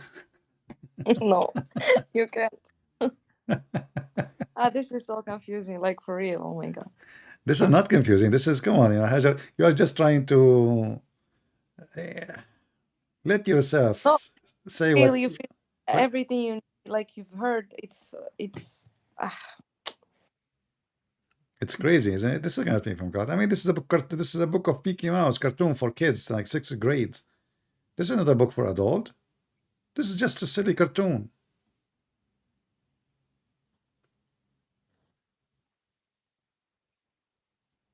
and people read and cry while they're reading. I cry every day. I like onion, but this is have nothing to do with God. You know, people who cry too much because simply they have like suffering, issues. They are depression. God don't want us to cry. I mean, we use the word cry to God, not by crying tears, but by like asking God, supplicating, communicating with Him. You see, in the Bible teaches us to, when we pray, we call God, we call Him the Father. You know that, right? Yeah. What do you think about calling God the Father? Which one is better, to say I am a slave of Allah, or to say I am a child of God? Child is better. Child. Do you know what the difference between slave and child? There's a huge difference. Imagine you are living in a palace, and in this palace there is someone, he is majestic, but this majestic person, he wants you to call him father. It's so beautiful. It's so beautiful because it's relationship between a child and father. It's a love relationship. It's not like, oh, I am the supreme, you are nothing, you are an insect, you are a slave of Allah. The Quran says Allah created none, like nobody, except like the genie and the human, except to worship Him. وَمَا خَلَقْتُ الْإِنسَ وَالْجِنَّ إِلَّا لِيَعْبُدُونَ. In the Bible, when we pray, we say our Father, the first statement, our Father, and then you say the rest from your heart. You can recite a prayer from the Bible as it is, but it's even better if you say it from your heart and you speak to the Father and you are a child of God. And there is a huge difference between Christianity and Islam. With Jesus, He explained to you, He give you parables, He show you what it's mean to be you, how you can be saved. Destiny is not about this. Even the disciple of Jesus, one of them, he betrayed Jesus. This is how the free will work. Because if it's a destiny, well, that means the guy is not bad, because it's a destiny, right? It's my destiny to betray you. Yeah. So in Christianity, it makes sense that everyone will pay for his sin. And then the Muslims, they lie about us. I hope you won't get offended when I say the Muslims, they lie, because that's what we see every day. They say, oh, the Christian, they believe that their sin is forgiven because Jesus died for them, and now they can go and sleep around and fornicate and steal and kill because Jesus died on the cross. This is absolutely far away from the truth. Absolutely. Jesus, He said, not everyone says to me, Lord, Lord, will enter the kingdom of my Father, but the one who do His will. So you worship Jesus day and night. You pray to Him, but you don't do His will. You don't belong to Him. Jesus said to them, they say with Him, but Lord, we did even miracles in your name. He said, depart away from me. I do not know you. You did that for your own glory. So in Christianity, you are not a slave of God, you are a child of God. Even the Quran, there's a verse in the Quran, and this is showing you that the one who wrote the Quran is an idiot. Again, when we say as a Christians or the Jews, when we say we are children of God, we don't mean that God, he married our mother, right? Yeah. I think only idiot would think this way, right? I mean, this is silly even to say it. But Muhammad in the Quran, he said, in chapter 5, verse number 18, وقالت اليهود والنصارى نحن أبناء الله وأحباؤه قل فلما يعذبكم بذنوبكم.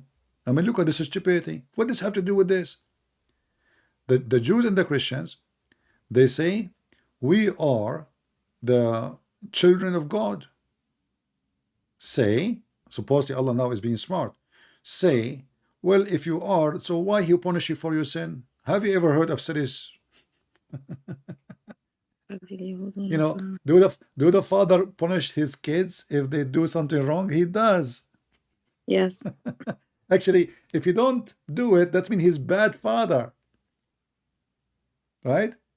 That's true. That's mean he is letting you be loose like an animal and do as you wish, and he will not teach you how to behave.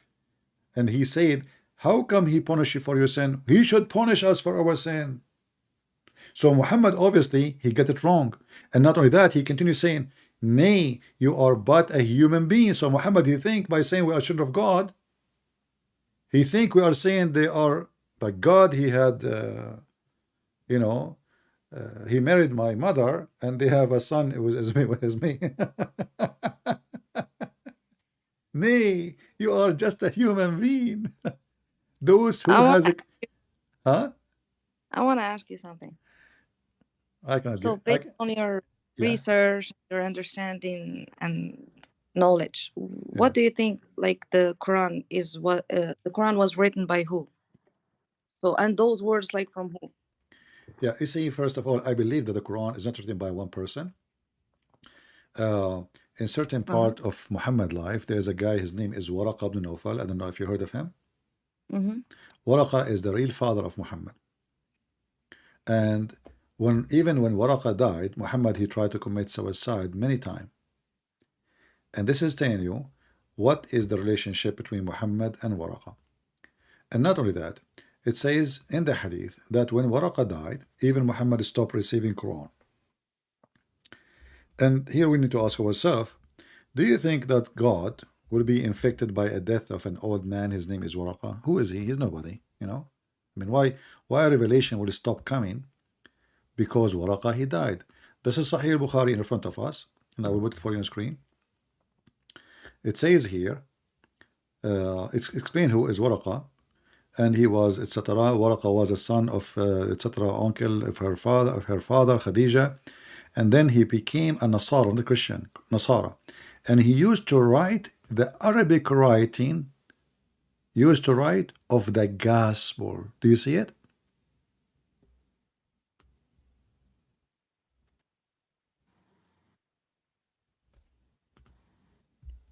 Are you with me, Hajjar? Was the son? Yeah, because it's bugging.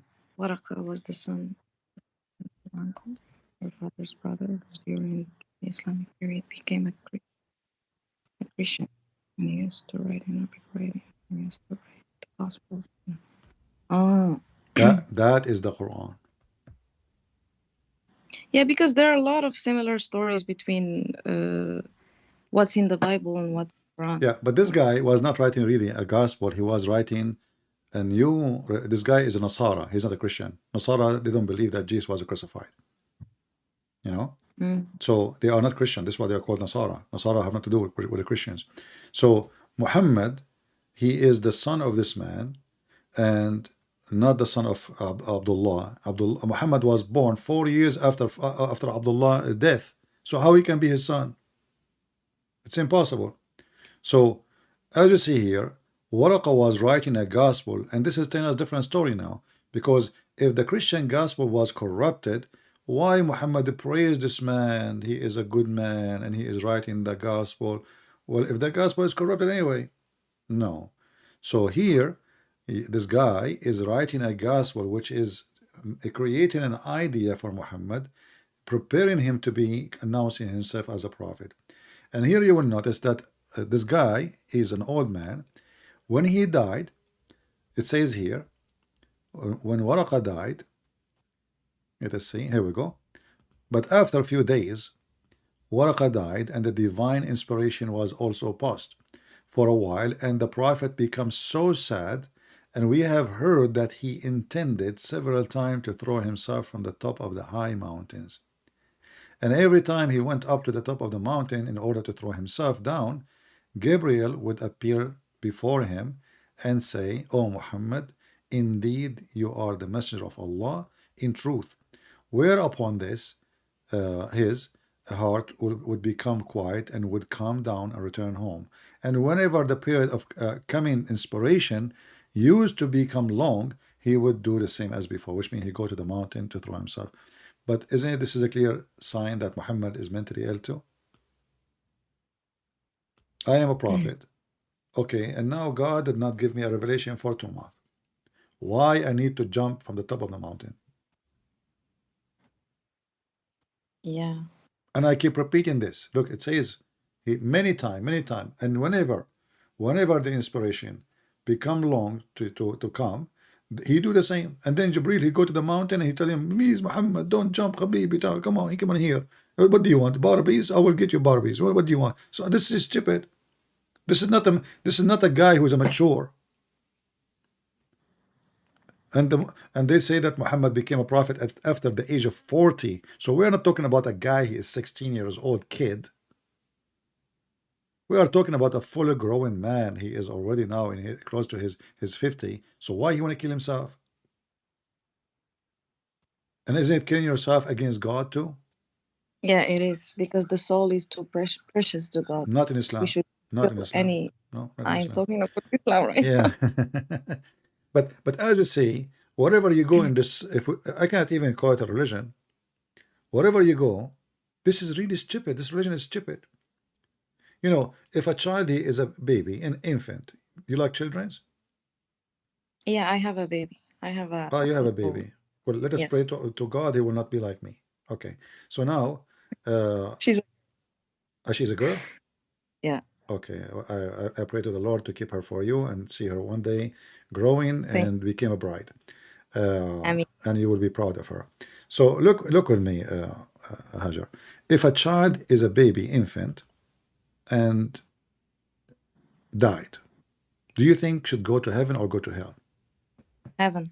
Like, Why? we know that all infants, they will go to heaven. Why? Direct. Why you are sure? Huh? Because they're angels. Okay, but why you are sure? What do you mean by angels? Babies, like, they're angels. You know, when I was a kid, I was not an angel at all. I assure you that. You know. Come on, under 1 year. even when the lady, she was delivering me, I took her ring. You know. She put her hand came out with the wrong, you know, with the ring. I took it. And then now I have it, by the way. True story. Oh my God. So anyway, so a child will, if he died and he is an infant, he will go to heaven because he's an angel, you said, right? Yes. Because he did not commit sin. Exactly. He didn't commit any sins. Okay. Yeah. Do you know that Muhammad, he says no, infant, they will go to hell? Why? Because it's destiny. You forgot? Read with me.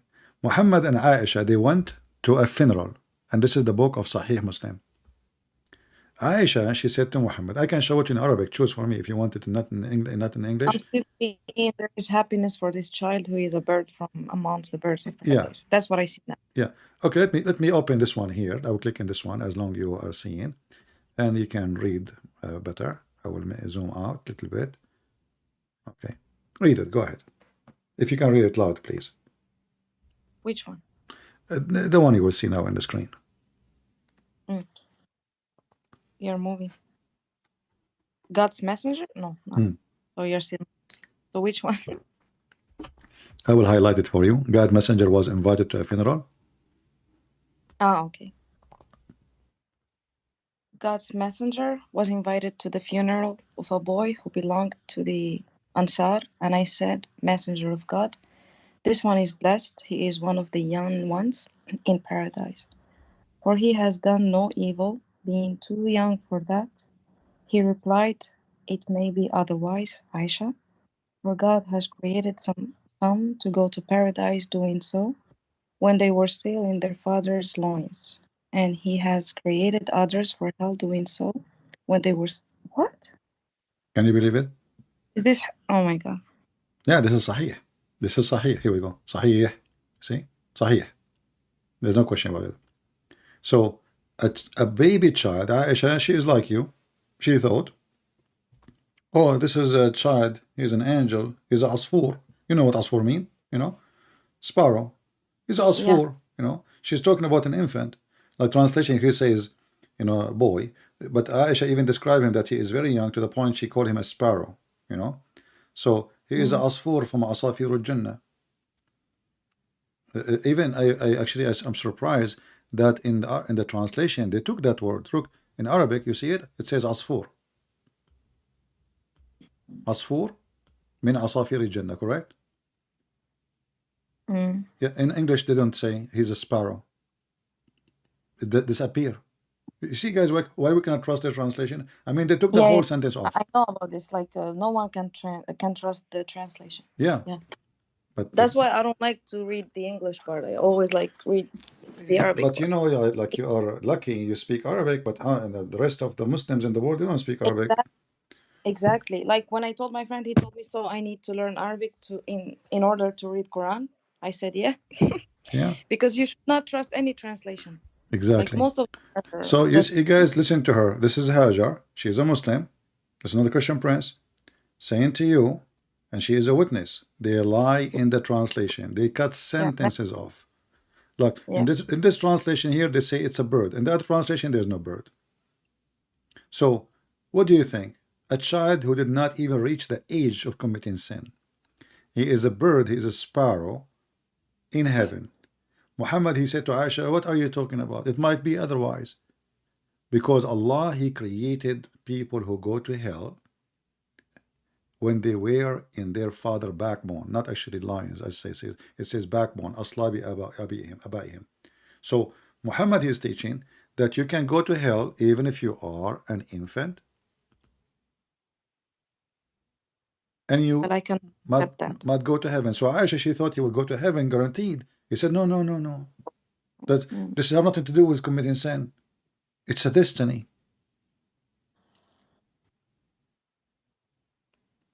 So now you are saying to me you pray to Allah, and Muhammad he says, oh, your destiny where to go have nothing to do with your sin, because you one day you were an infant, right? Yeah. So if you die at that time, this is you have the same destiny, and now will change nothing because it's already written when you are where?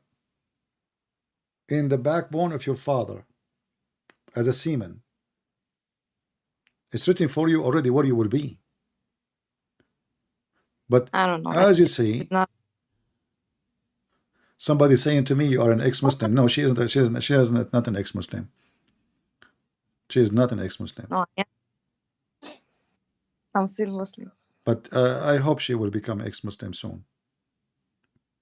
I don't think that's gonna be easy. Even though I don't know a lot of stuff, but I don't know. What I know, it's making me feel comfortable. What like my parents taught me.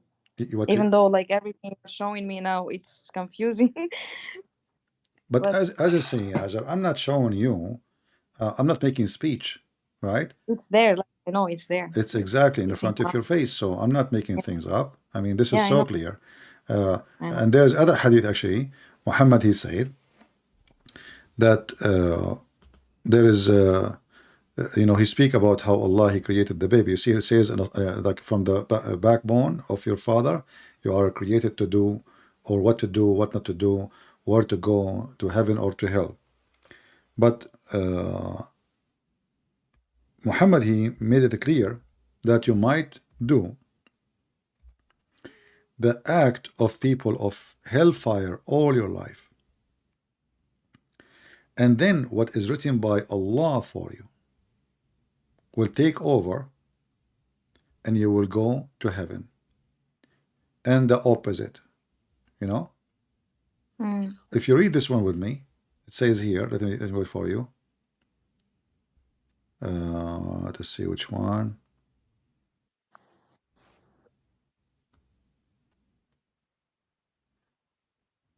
Okay, let's see this one here. Muhammad, he said, and the funny, they say, look what they're saying. The truthful, the messenger of Allah, the truthful, the receiver of the truth informed us, saying, the creation of you is done in the form of etc., which is very, by the way, very funny. Muhammad, he claimed that you are collected as a semen in your mother womb for 40 days. Dr. Muhammad. Do you know how long semen can live? 72 hours? I think maximum 5 days. 5 days maximum. Okay. Yeah. According to Muhammad, 40 days. And you are collected. Like, it's not like one semen will become, will fertilize the egg. No, no. The woman, she is collecting semen. So for 40 days. And then he will come a clinging blood for 40 days, etc. But what is important for us about destiny here, he says, and then he said, Allah, he will send the angels and he will write for him his provision in his record. It's like program, the term of life in this world, and the conduct. Allah written for you the conduct, and whether is going to be happy or miserable. This is destiny too. And he said, by the one beside whom there is no true God, verily one of you would perform the action of the little words of Jannah, which mean heaven, until there is only one cubit between him and it, the Jannah. When what was foreordained would come and to pass, and he would perform the action of inmate of hell and until he enter it. Can you believe it? So now you are all your life acting what?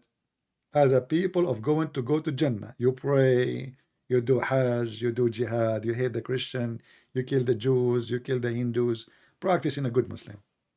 And now But what is written by Allah? Respect other religions. No, no, this is not true. There's That's not. what my parents told me. Like, No, you we should see, Hajjar, you keep mixing. You keep saying my parents told me. Is your parents is the Prophet? No, Okay. no, Is your parents is the Quran? no, Okay. no. Your parents are good parents. I respect them.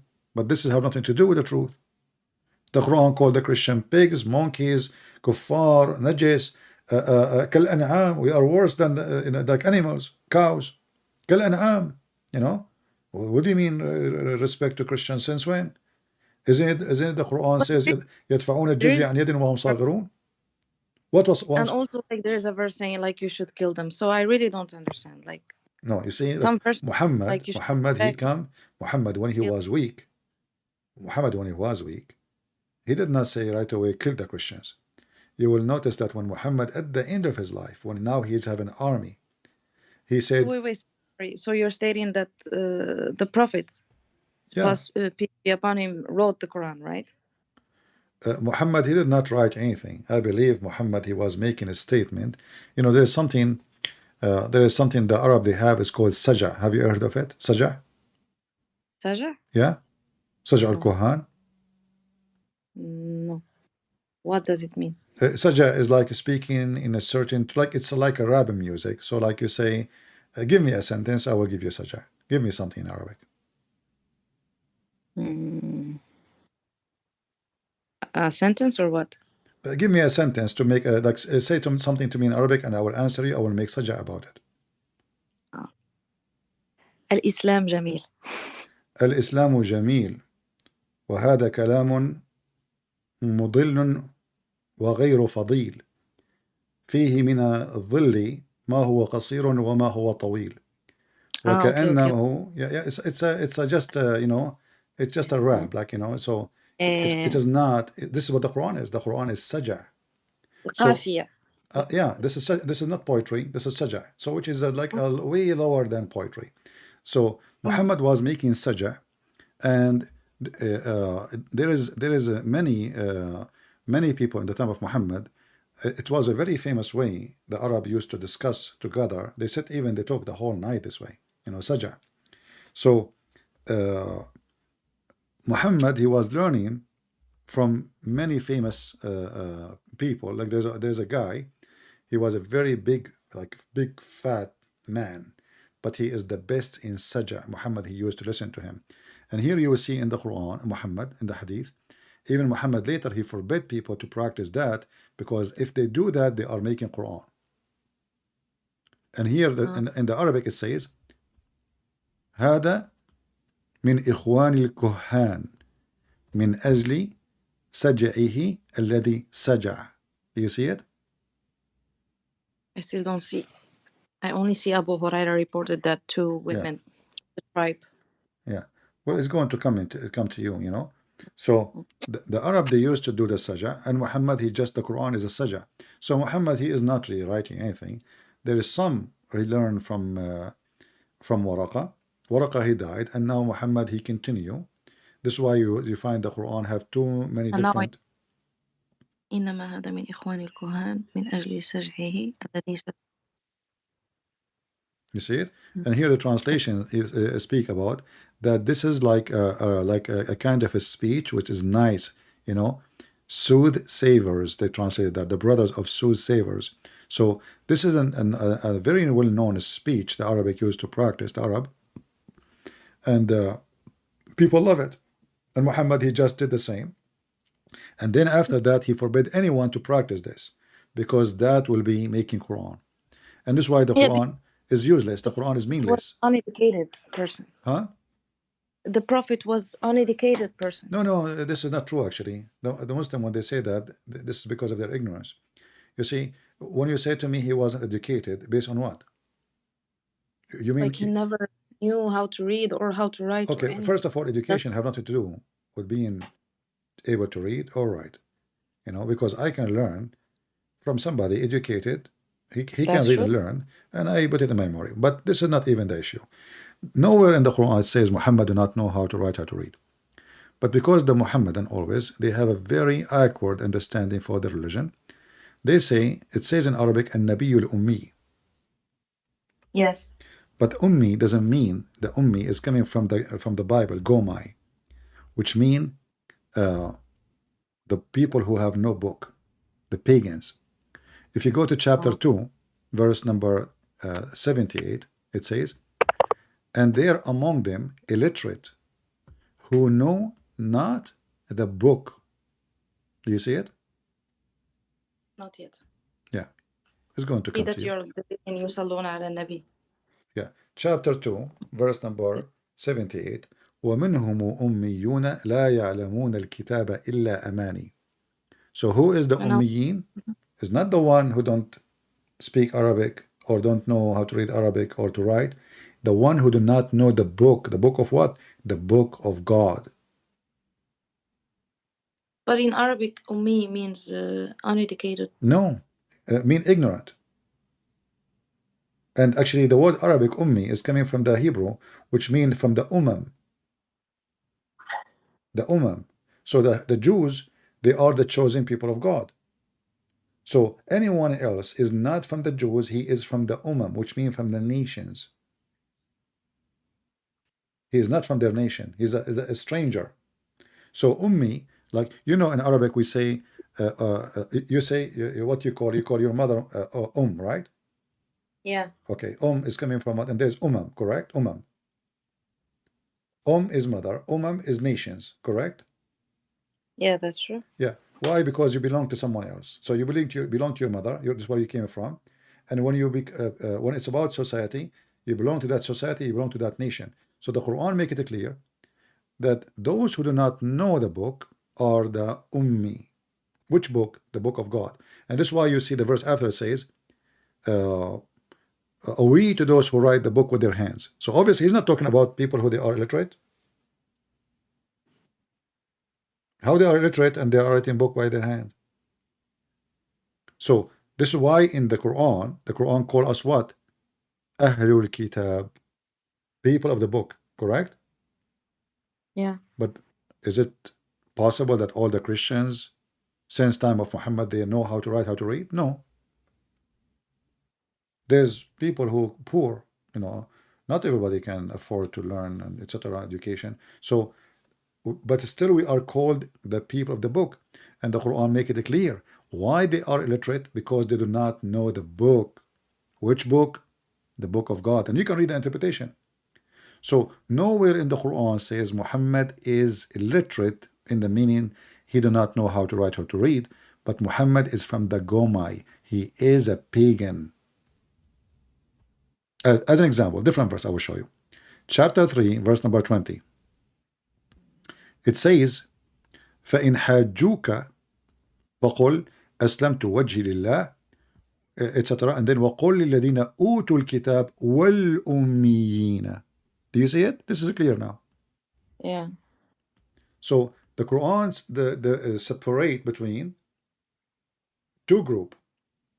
Those who have a book, and the rest are called what? Ummiyin.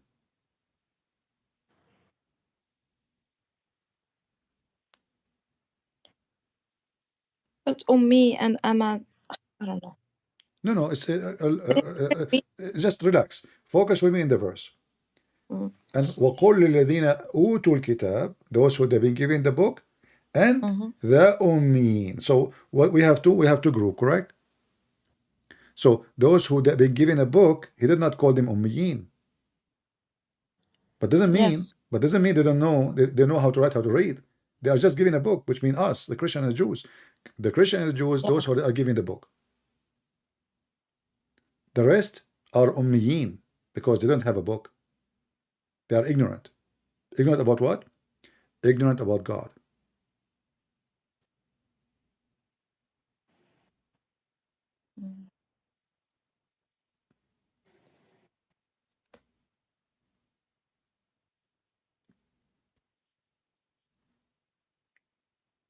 Are you with me? Yeah, yeah. So what do you think? What I said is convincing, or still you are confused? There's no other solution. There's people who have the book, and the rest are what? Ummiyin. But there is no way that all the Arab, nobody knows how to write, how to read. Isn't it the Muslim, they say that the Prophet, he have scribes? Right? He have scribes. So the Muslim, they have people who knows how to write, how to read. So how they are ummiyin? All the Muslims are ummiyin.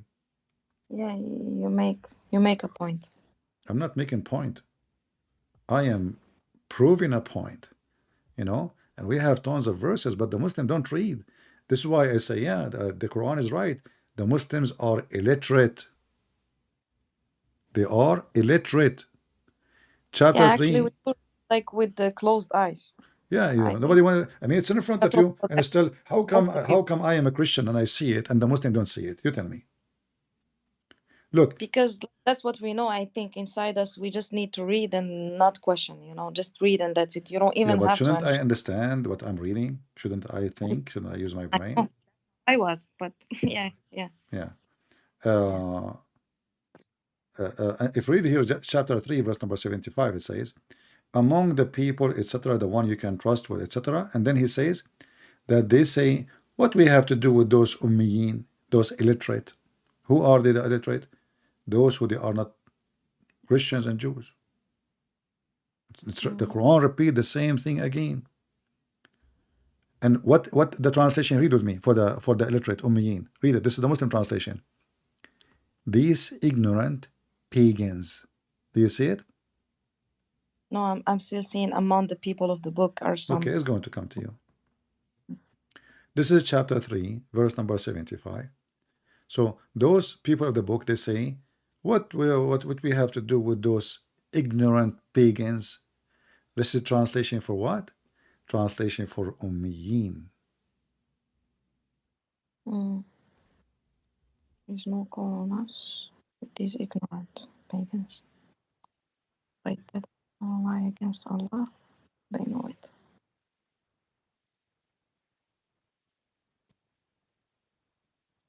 And this is in Arabic, you see? Look at the word.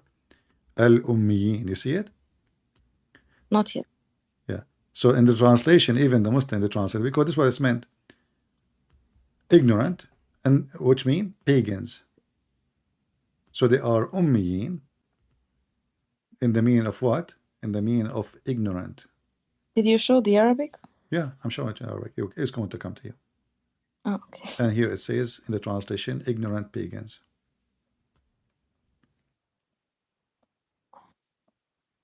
الأمي. So what ummiyin mean? Ignorant pagans.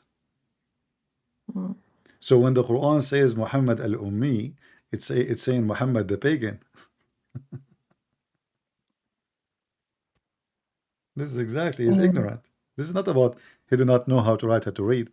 Actually, there's a hadith when Muhammad, when he was dying, he said to the Muslims, like bring me a paper and a pen to write for you a book, which means a writing. If he is illiterate, how he can write? Yeah. Which surah is this? This is chapter 3, verse number 75. Okay. So Muslims, you know, huh? I need to show this to my mom. Well, you can show the whole video, you know, or you can take a notes later, you know, you write it down. Yeah.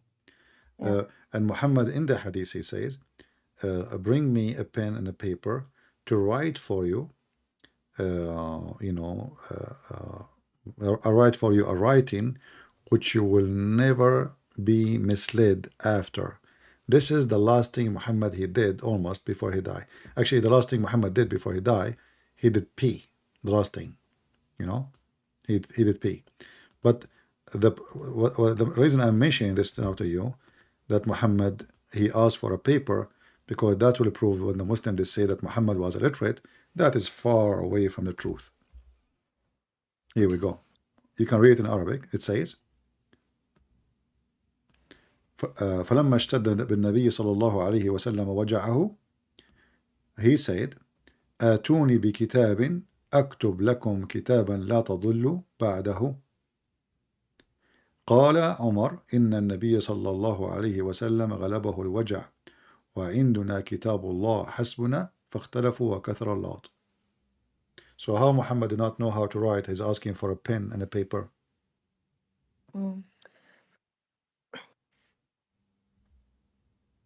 But you know why I don't like listen to these?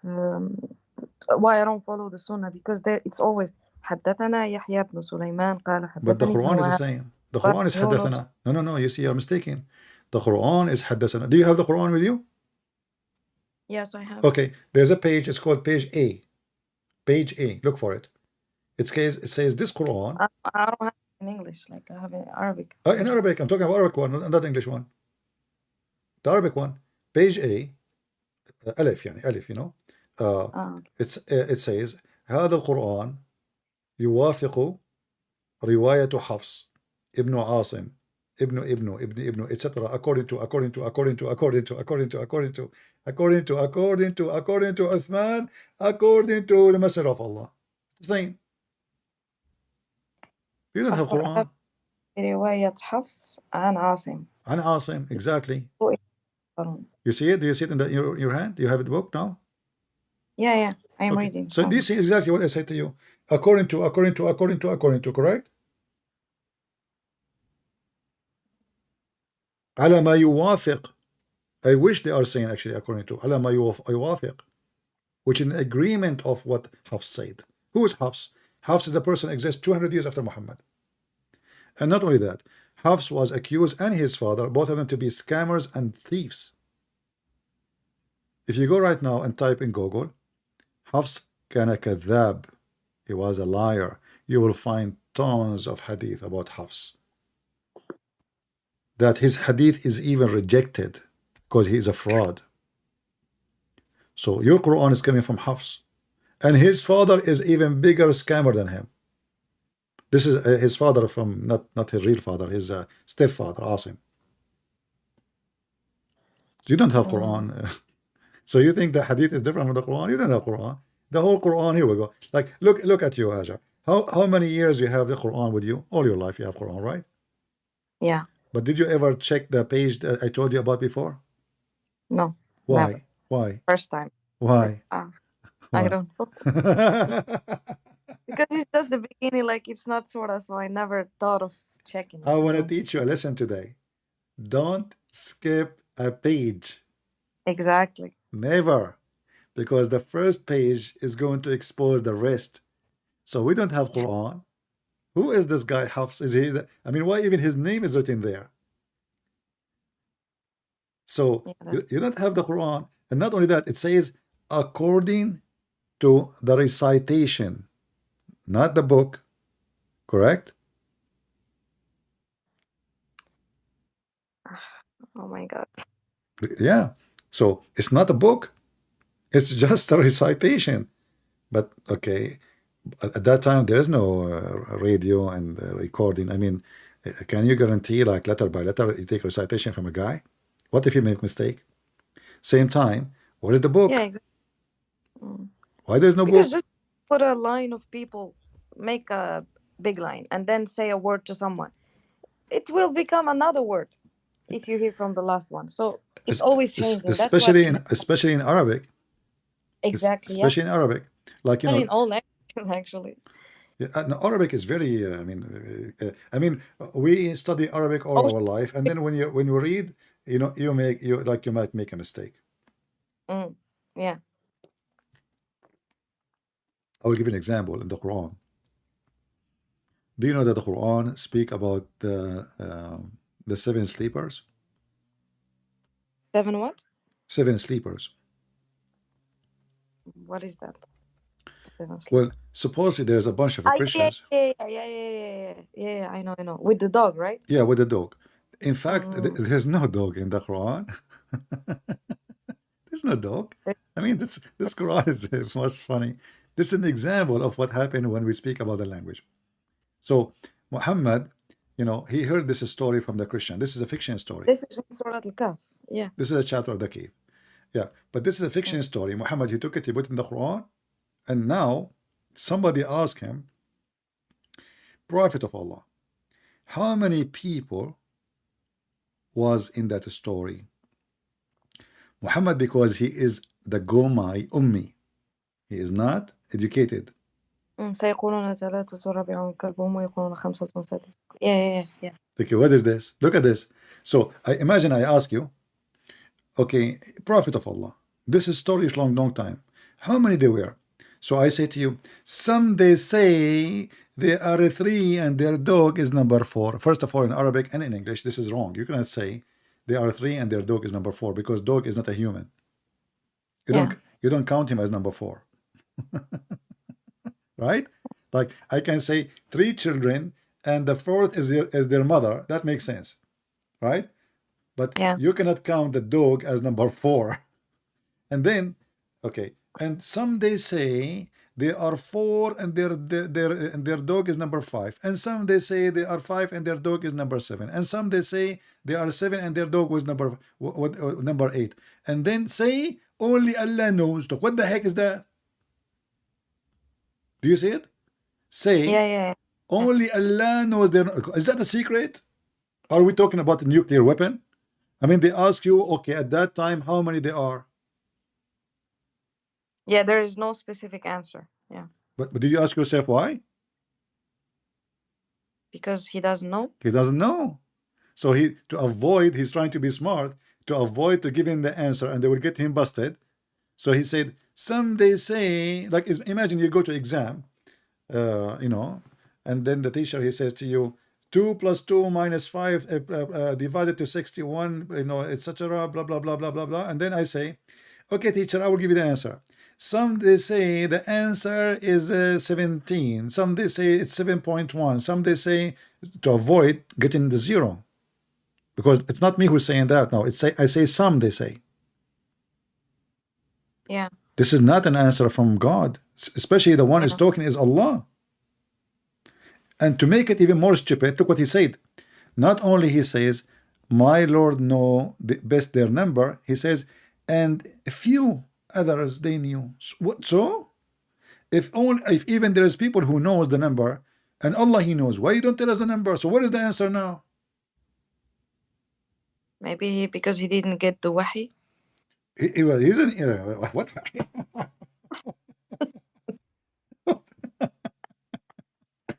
He did not get the wahi. That's a good one. I mean, this is supposedly the wahi. This is the answer now. This is not like he's possibly he will get the answer. So, but now I Oh, mentioned this one actually for you because I want to go. You see, we're talking about the Arabic and how stupid the Quran is. You see the word kalbahum here in Arabic. you didn't switch to the Arabic yet. Yeah. So سيقولون ثلاثة ورابعهم كلبهم يقولون خمسة وسادسهم كلبهم etc. كلبهم. You know what kalb mean, right? Yeah, What kalb mean? dog. Okay, but isn't it in Islam Allah will cancel your deed if you have a dog with you? Yeah, they say like if you have a dog, it means it will bring a lot of demons, or No, the dog is Allah good. will take off from your deeds. Allah will take off from your deed. It's not bring demon.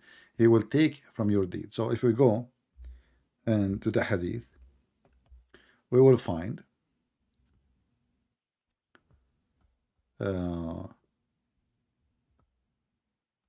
all those hadith about the dog. Let us see.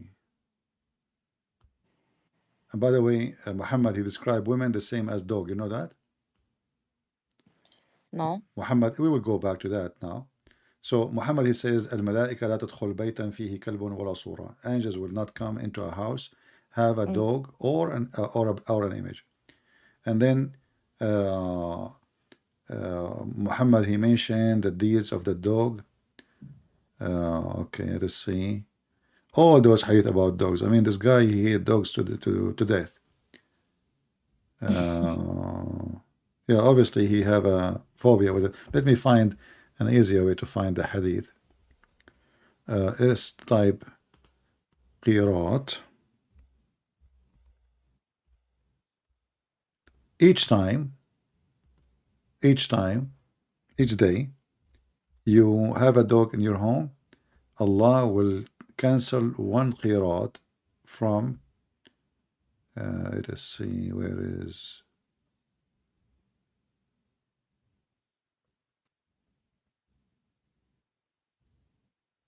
from your deeds.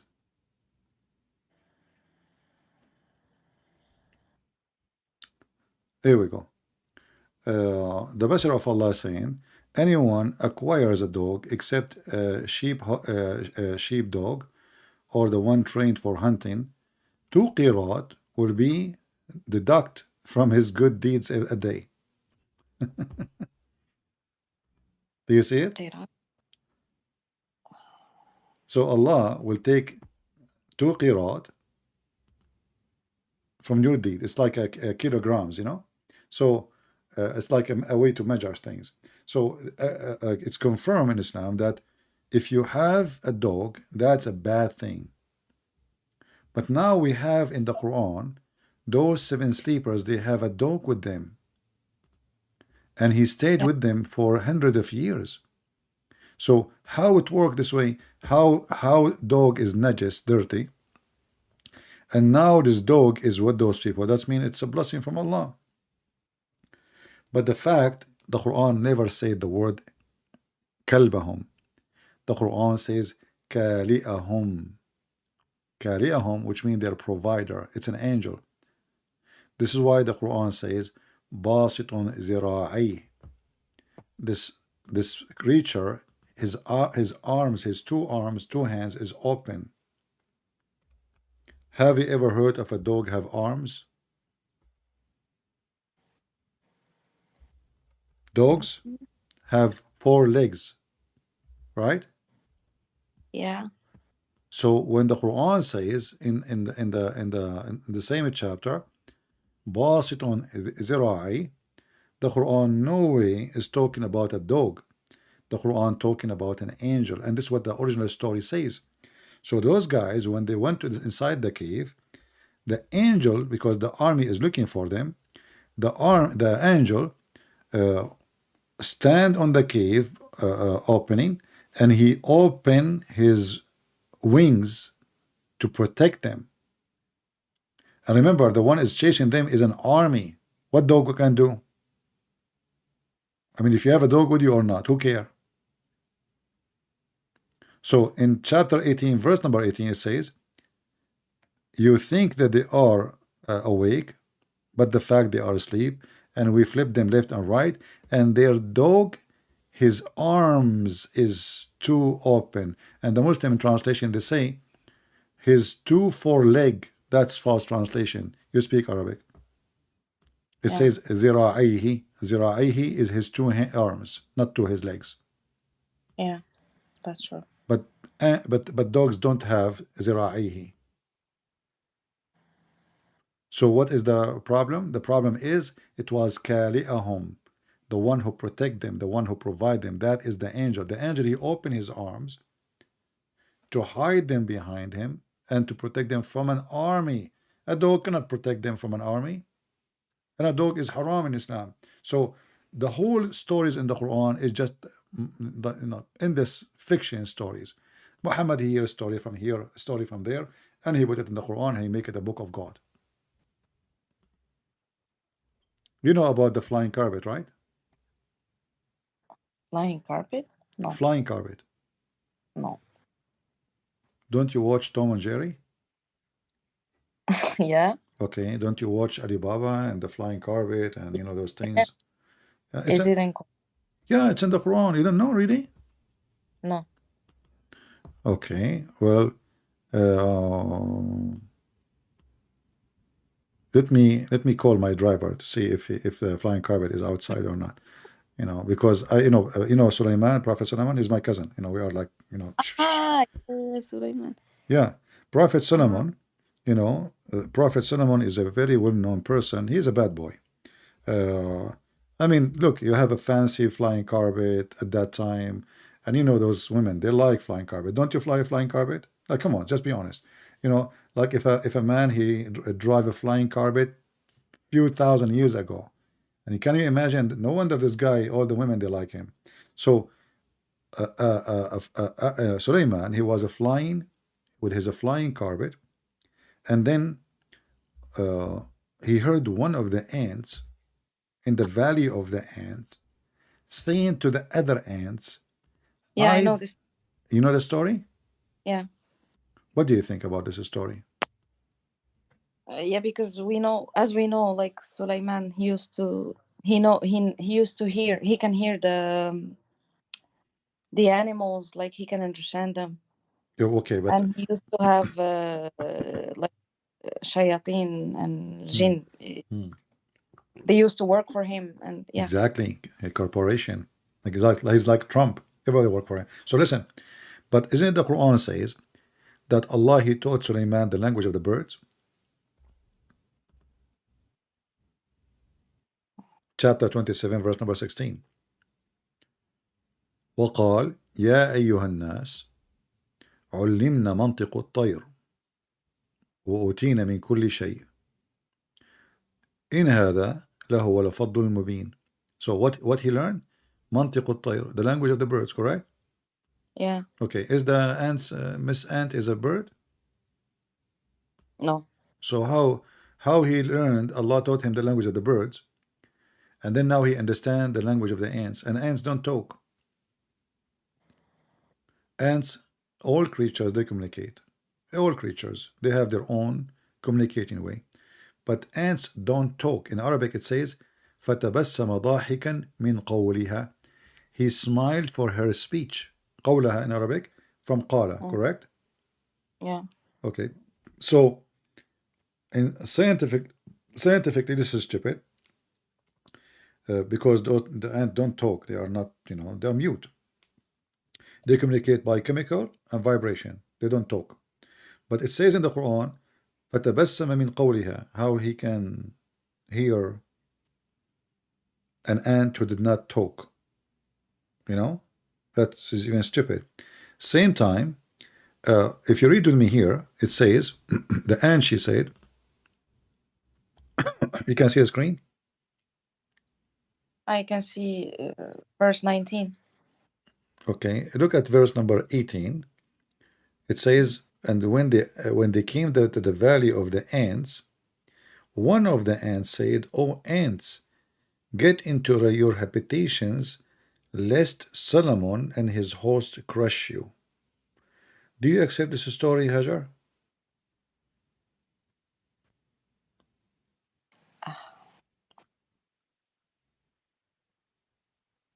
I'd rather not share my opinion because Why you don't share your opinion?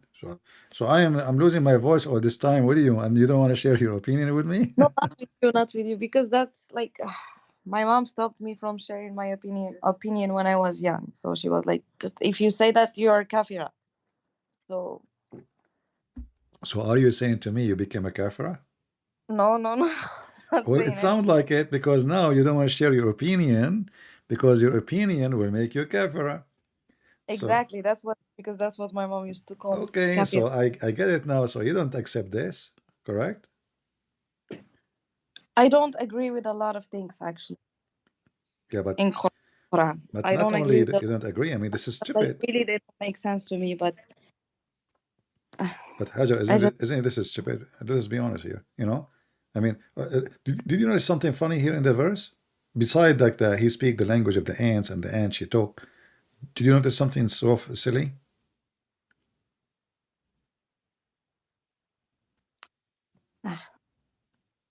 Think about it. Beside that, the ant she is talking and he heard her and he smiled. You know, she mentioned his name. How in the world the ant she knew the name of the guy? The ant she said well, they say that to Sulaiman was a horrifying person. Like everybody knew about him. So even I don't. ants, huh? I'm not saying that. I'm just saying. You know, but this is an ant. Remember, this is an ant. And you know, actually, there's a hadith. Uh, it says that Soleimani, when he asked the ant, he said to her, "Why you said that about me, our Christian? Don't you know I am a prophet of Allah and I do just?" So the ant she said, "I was afraid if the ant they see the beauty, your beauty, they will be tempted." What the What? heck is that? Yeah, the ant, they will get excited when they see Suleiman because he is so handsome. Where is this?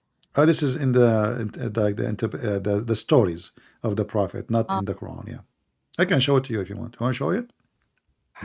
no need. No need. Yeah, because ants they like men. I'm telling you. The other day I was in the yard. Unbelievable, man. A bunch of ants. I bet you all of them they are females. They start biting my feet, but this is like in the summertime. I know, and I was wondering like why, but then I remember what the ant she said in the story of Solomon. Those ants, they love men. Yeah, yeah. Oh my god. So aren't you going to leave Islam, Hajar? All of this, I mean, you, I mean, you are not a kid. You are a growing lady, and this is not even good for a kid. They are 6 years old. This is silly.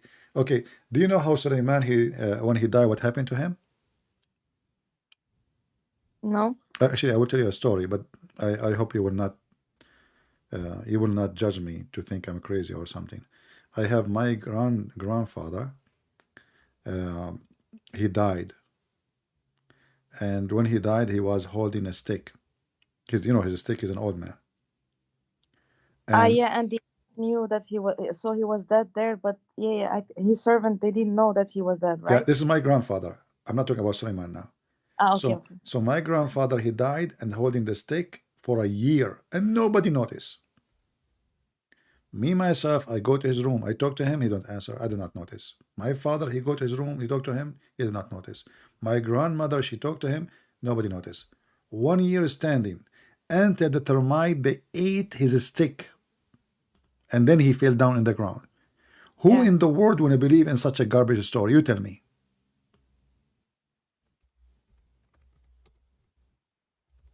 This is a story yeah, written by God. This is not hadith. This is Quran. So nobody noticed that the man is dead, huh? Except until the termite they ate his steak. yeah. What? Yeah, I mean, anyone he have. I mean, you are a smart person, you will not accept such a madness. This is not even good story for kids. Yeah, And and even like the demons said we were still serving him and he was dead. Like yeah, such waste of yeah, time. And yeah, and you know the guy, he's a king. yeah, I mean, imagine the guy, he's in the White House now. People coming, people leaving, and and nobody noticed that the guy is dead. Why? Because he's holding a stick. This is why, by the way, when I go on street, anywhere I go, I take my stick with me. Honestly, I don't want people like I will go live when I feel like I'm going to die. I will go live. I will open the camera. I will hold the stick. Nobody will notice. Actually, one of my admins is an ex-Muslim. He made a video about it because he wanted to have a stick too. His name Sheikh Omad. I don't know if you know him. He's an admin in the chat. So, No, are I you going don't. to believe in this, Hajjar?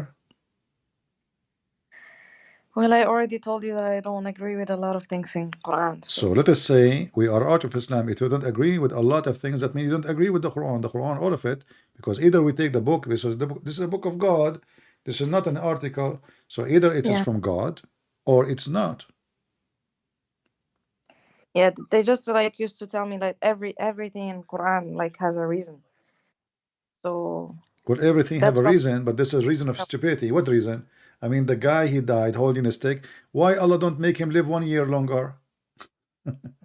What's the Yes, point? why? Like it's endless. Actually, when you start asking why, it's endless. Yeah, but this is stupid. I mean, it's not. First, it doesn't make sense because genies are not stupid.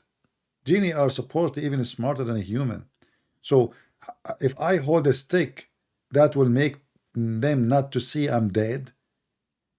Isn't it our body will collapse after the first 24 hours? We will smell, we Yeah, will stink. exactly. Yeah. So what So, 1 year? Who is going to believe in but this madness? did And they mention a year? huh? Did they mention a year? Well, here it says they did not notice until the termite they ate his steak, right? But just Yeah. think about it, termite, they will not eat a steak in 1 day. It's going to take them, the termite in your house, if they are eating wood, is going to take them many years before they can cause a damage for the wood. It's not going to happen in a week or two or a month. But in Ibn Kathir, or in interpretation, they say it is about a year. If we go to Ibn Kathir, here we go, chapter 34, 14, it says about a year. Here we go.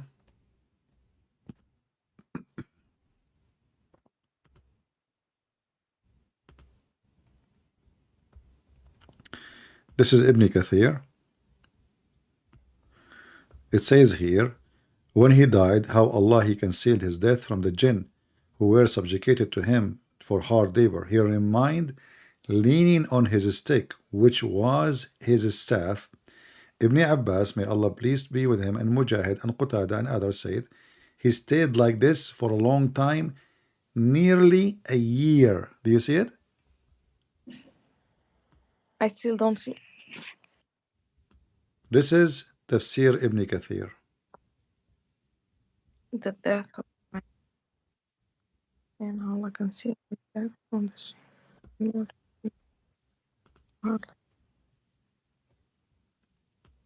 Yeah. Nearly a year. So this is not my statement. This is the Muslims and Ibn Abbas. Ibn Abbas is the cousin of Muhammad, so this is not a question. That's it. So as you see, I mean, this is really madness, and only silly people will accept this as to be God or from God. What this is for? What this is even about? And with this guy Suleiman, he have flying carpet and genie work for him, and they die for him, and he put some of them in jail. And then the Suleiman, the genie, he come to the house and he took his look. And then Suleiman, he went to the bathroom, and the genie, he took his ring, and then he start having sex with his wives. And you know how the wives they notice that he is not Suleiman, the shaitan, How? because he's so good in bed. Oh, So they told the elder, there is no way our husband he can do that. So the elders now they notice that this is going to be Suleiman, And then Shaitan, he noticed that now they discover him. So what he do? He took the ring and he throw it in the ocean. And do you know now how Suleiman he found the ring again? How? He was working as a poor man because Shaitan now kicked him out from the palace. He took his place. So he was working as a porter in the port. He carry fish for people. So a guy, he carry fish to his house. He said to him, if I carry your fish, how what you will give me? The guy, he would say to him, I will give you 2 fish as wages. So Suleiman, he carried the fish for him. And then when he went home, he came and now he have a new wife. So he told her, honey, I got a new fish, and he started happy, like he got a fish to eat. Then he opened the belly of the fish, and guess what he found in the fish? The ring inside. The ring. May Allah bless you. This is a story of God, Hajjar. Well, I'm speechless. Yeah, so just say it. I am out of Islam. Come on. I'm just speechless. No, you are not speechless. You are going to say it. Listen, if you don't say it, I have now the ring of cinnamon. And I know, I can make your wish come true. I know that women, they like many things. As an example, they like to be beautiful, right? I can now touch the ring and I can make you turn you ugly. Oh my God. I'm warning you. Or if you leave Islam, I will not do anything. There's once I was doing a seminar in the Philippines. I don't know, in the Philippines. I think in the Philippines. Yeah. Anyway, a Muslim woman, she said, what you are saying is not true. You said that only Muslim men, they get reward in heaven. Do you know that the Prophet of Allah said that a Muslim woman, she will be 70 times more pretty? I said, really? She said, yeah. He said that. So what you said is absolutely not true. I said, okay, I will go with you. So you will be 70 times more pretty. She said, yes. I said, okay, I know the story. So you will be 70 times more pretty, and that for every Muslim woman, correct? She said, yes. I said, so Allah will make each one of you X 70 times more pretty. She said, yes. I said, okay, well, wonderful. But this is me. Oh, your baby is crying.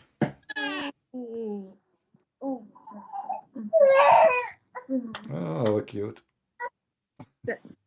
Oh.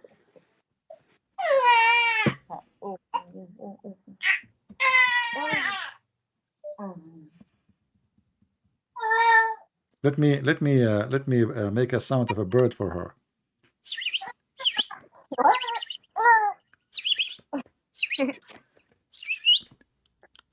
She's almost 3 months. 3 months? Yeah. Yeah, well, I hope she will be fine. She is okay, right?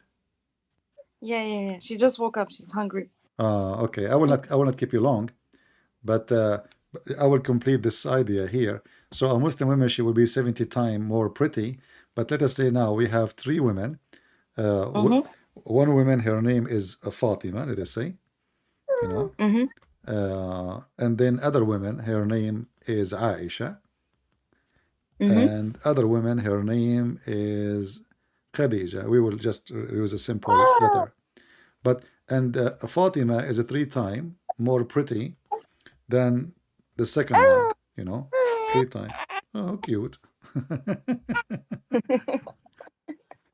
She's listening. She's listening. Yeah, okay. All right.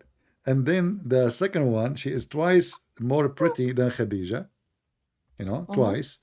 And then Khadija is just Khadija. She's number 1, So Fatima is 3 times more pretty. And now let us do the mathematics of Muhammad. So each one of them, she will be 70 times more pretty. That means Fatima, she is going to be 3x 70, 210 times more pretty. And Aisha, she will be 140 more pretty. And Khadija, she will be 70 times more pretty. Nothing changed. I said to her, I said to her, poor you were ugly in earth, you're still ugly in heaven. Oh my God. Nothing changed. So he will make me 70 times more pretty. Beauty is about percentage. It's about who you are between who. Like as an example, between my cousins, I am the most handsome, but all of us we look like monkeys. But you know, uh, Oh my uh, so this is stupid. I mean, she thinks she's happy, she's excited. Like we will be 70 times more pretty. And what the beauty is about, you know, you will be jailed in your tent in the Quran, and then you have a man who is going to own you forever. So what the point of this? Mm. So Hajar, I'm happy. You know, you did not say the word you left Islam, but I can hear it. Am I right?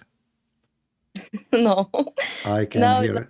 let me. Now I really want to learn more and search more. I'm gonna read more, and then I will be glad to talk to you like one more time, because now I didn't say anything because I really don't know a lot of What stuff. do you mean you don't say anything? You said it doesn't make sense. Many things I don't agree with in the Yeah, I Quran. shared, but I didn't. You just killed Allah. You shot him like 30 bullet in the head. No. You Oh my. did. When you say this doesn't make sense and this doesn't make sense and this doesn't make sense, you just say the Quran is a lie. Is my problem because I follow logic, and some stuff they really don't make sense to me. But I want to search more to see if Exactly. there's Well, those things doesn't make sense to references. you. So you just you did not say I left Islam, but you just did say I left Islam because as long you are saying the word of Allah doesn't make sense, that means you are not a Muslim. But anyway, uh, Mm. I'm not going to force you to say it. I hope soon we will hear from you again. I'm happy to speak to you, and Thank you. let us pray for this young lady, guys, for her family, for her child. We pray to the Lord, to the Messiah, to open her heart and her eyes, and to take care of her child, to be a happy family. And we pray that the Lord will have him between his arms, protect them, keep them together, happy family, and to know Jesus, and they will be saved, and they will be in heaven one day, all the family together. We pray for your parents too, to see the truth, and the truth will set you free, as the Lord He said. Jesus said, I am the truth, I am the life, I am the resurrection, and no one can go to my Father except by me. So I invite you, my sister Hajar, to be Hmm. soon my sister in Christ and to accept the salvation. For as you see, Muhammad is just a joker. He is making mockery on your brain and everyone's brain. I don't find better invitation for me to invite you to except the Messiah, for no one can save you, and there's no name better than his name, up in heaven or down in earth. Thank you. Thank you so much. You're welcome. And I will be Thank happy to hear from you again. Now, Yeah, yeah. now you know my Skype. I know you are using your friend account to call me. I take an account. I don't have Skype, so I'm gonna make an Create an account soon. account. Just I will tell you how to create account. Like you download the Skype and then say Inshallah, and Allah will make an account for you. Well, didn't you say Allah answer my prayer? And this is why the doggy did bite you.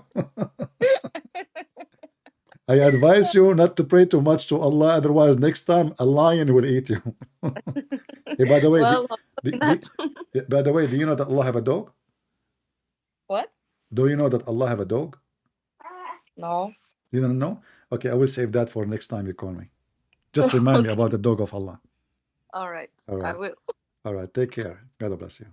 Thank you. Bye Bye bye. bye. Bye bye.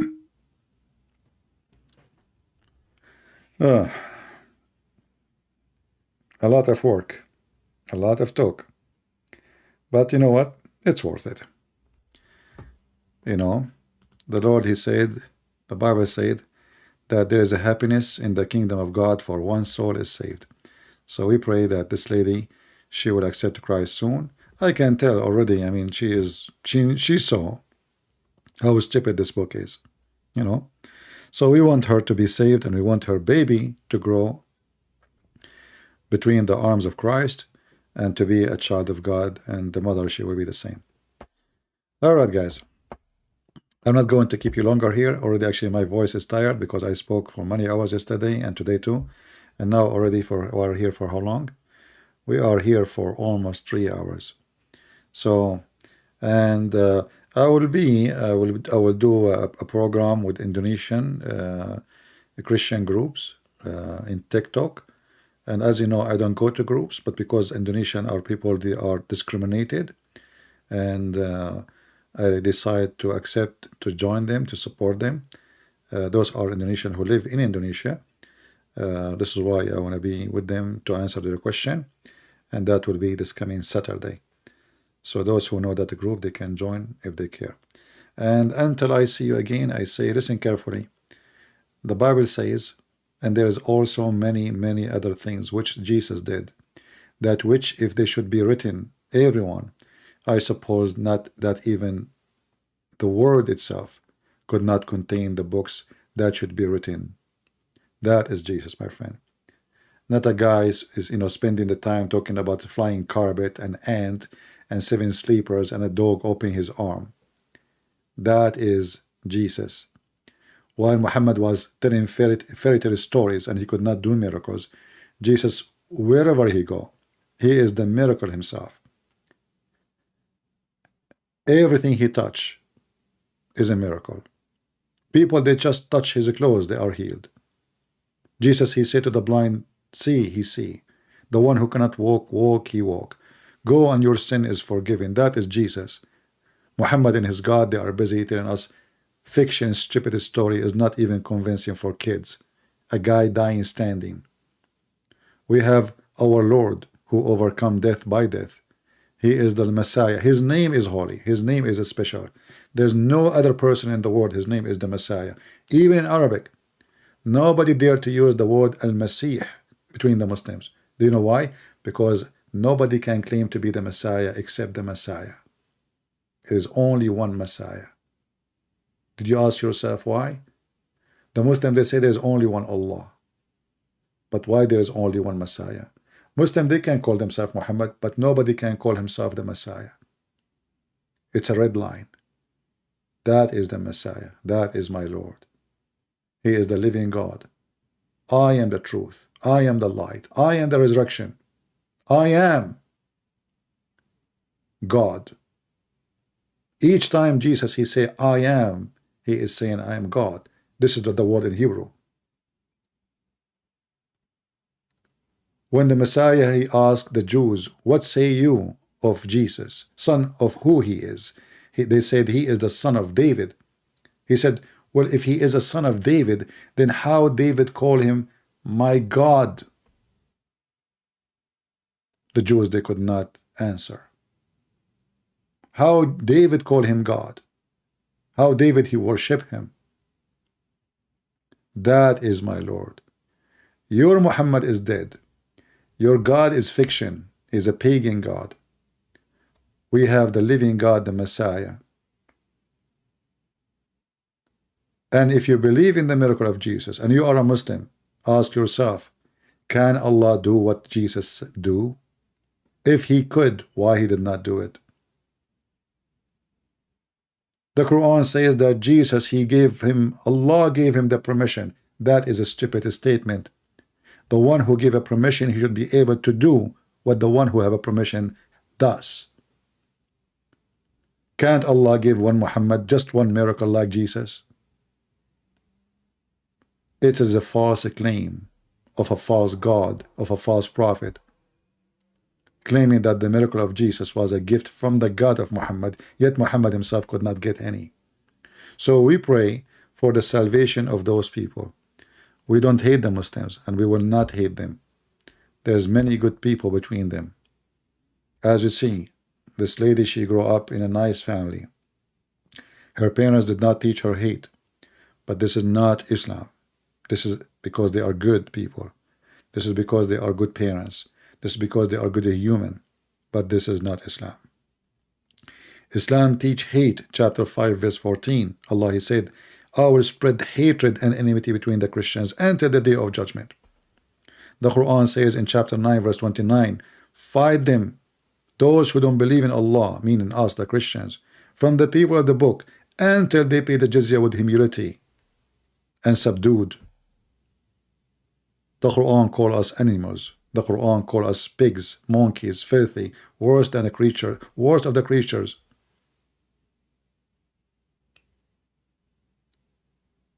We are not fighting the Muslims. We are fighting the devil, which is in the person of Muhammad. This is why he tried to replace Jesus, and he called himself the praised one. So people will not praise Jesus no more. They will praise Muhammad. Akaqatham. But the dead Muhammad is dead and the living Jesus is alive, and victory is for the Messiah. Even the Muhammadan, they are waiting for the Messiah. Everybody is waiting for the Messiah. So guess who is going to be the winner? The Messiah. Just wait, and he is coming. Thank you all for being here. May the Lord bless you all. Don't forget to make a comment about what you heard. It doesn't make me happy to see people saying to me thank you. I would like to see intelligent people who they are listening and they make comment about the topic, not people they say thank you CP for the work. I don't want that. I'm not here for your thank you. I'm here to see people are learning, getting education. I would like to see people posting verses from the Bible to refute a statement somebody say, somebody posting a hadith of Muhammad to prove a point. I want to see thinking people. I don't want to have numbers. I don't care for numbers. I want to see educated people. Think, say something useful. Maybe your statement can save a soul. Maybe your statement can refute a Muslim. Maybe your statement can make a fingerprint of a formation in your brain so you remember what you learned by writing them. We just heard it, write it. I would love to see educated Christians. The Bible says, my people have been destroyed because of their ignorance. And the Muhammadan, they try to use your ignorance against you. This is your weakness. And it is their weakness too. If the Muslims, they have fought against the ignorance, they will leave Islam immediately. As you see, this lady, she have a Quran all her life, but she never opened page number A, which is in the beginning of the Quran. Never, all her life. She thought the Quran is different from the Hadith, but the Hadith too and the Quran is according to. So don't skip the first page of the book. Read the book, read every page, and be a thinker, not just read. Think, study, put yourself in the story, live the story so you can understand the story. And then either you find the glory in the story or you will find the story, stupid story, as we discover in the Quran. So I want to say thank you. May the Lord bless you. Until we see you soon again. Christ is Lord. Islam is a fraud. And we prove it every day. Take care.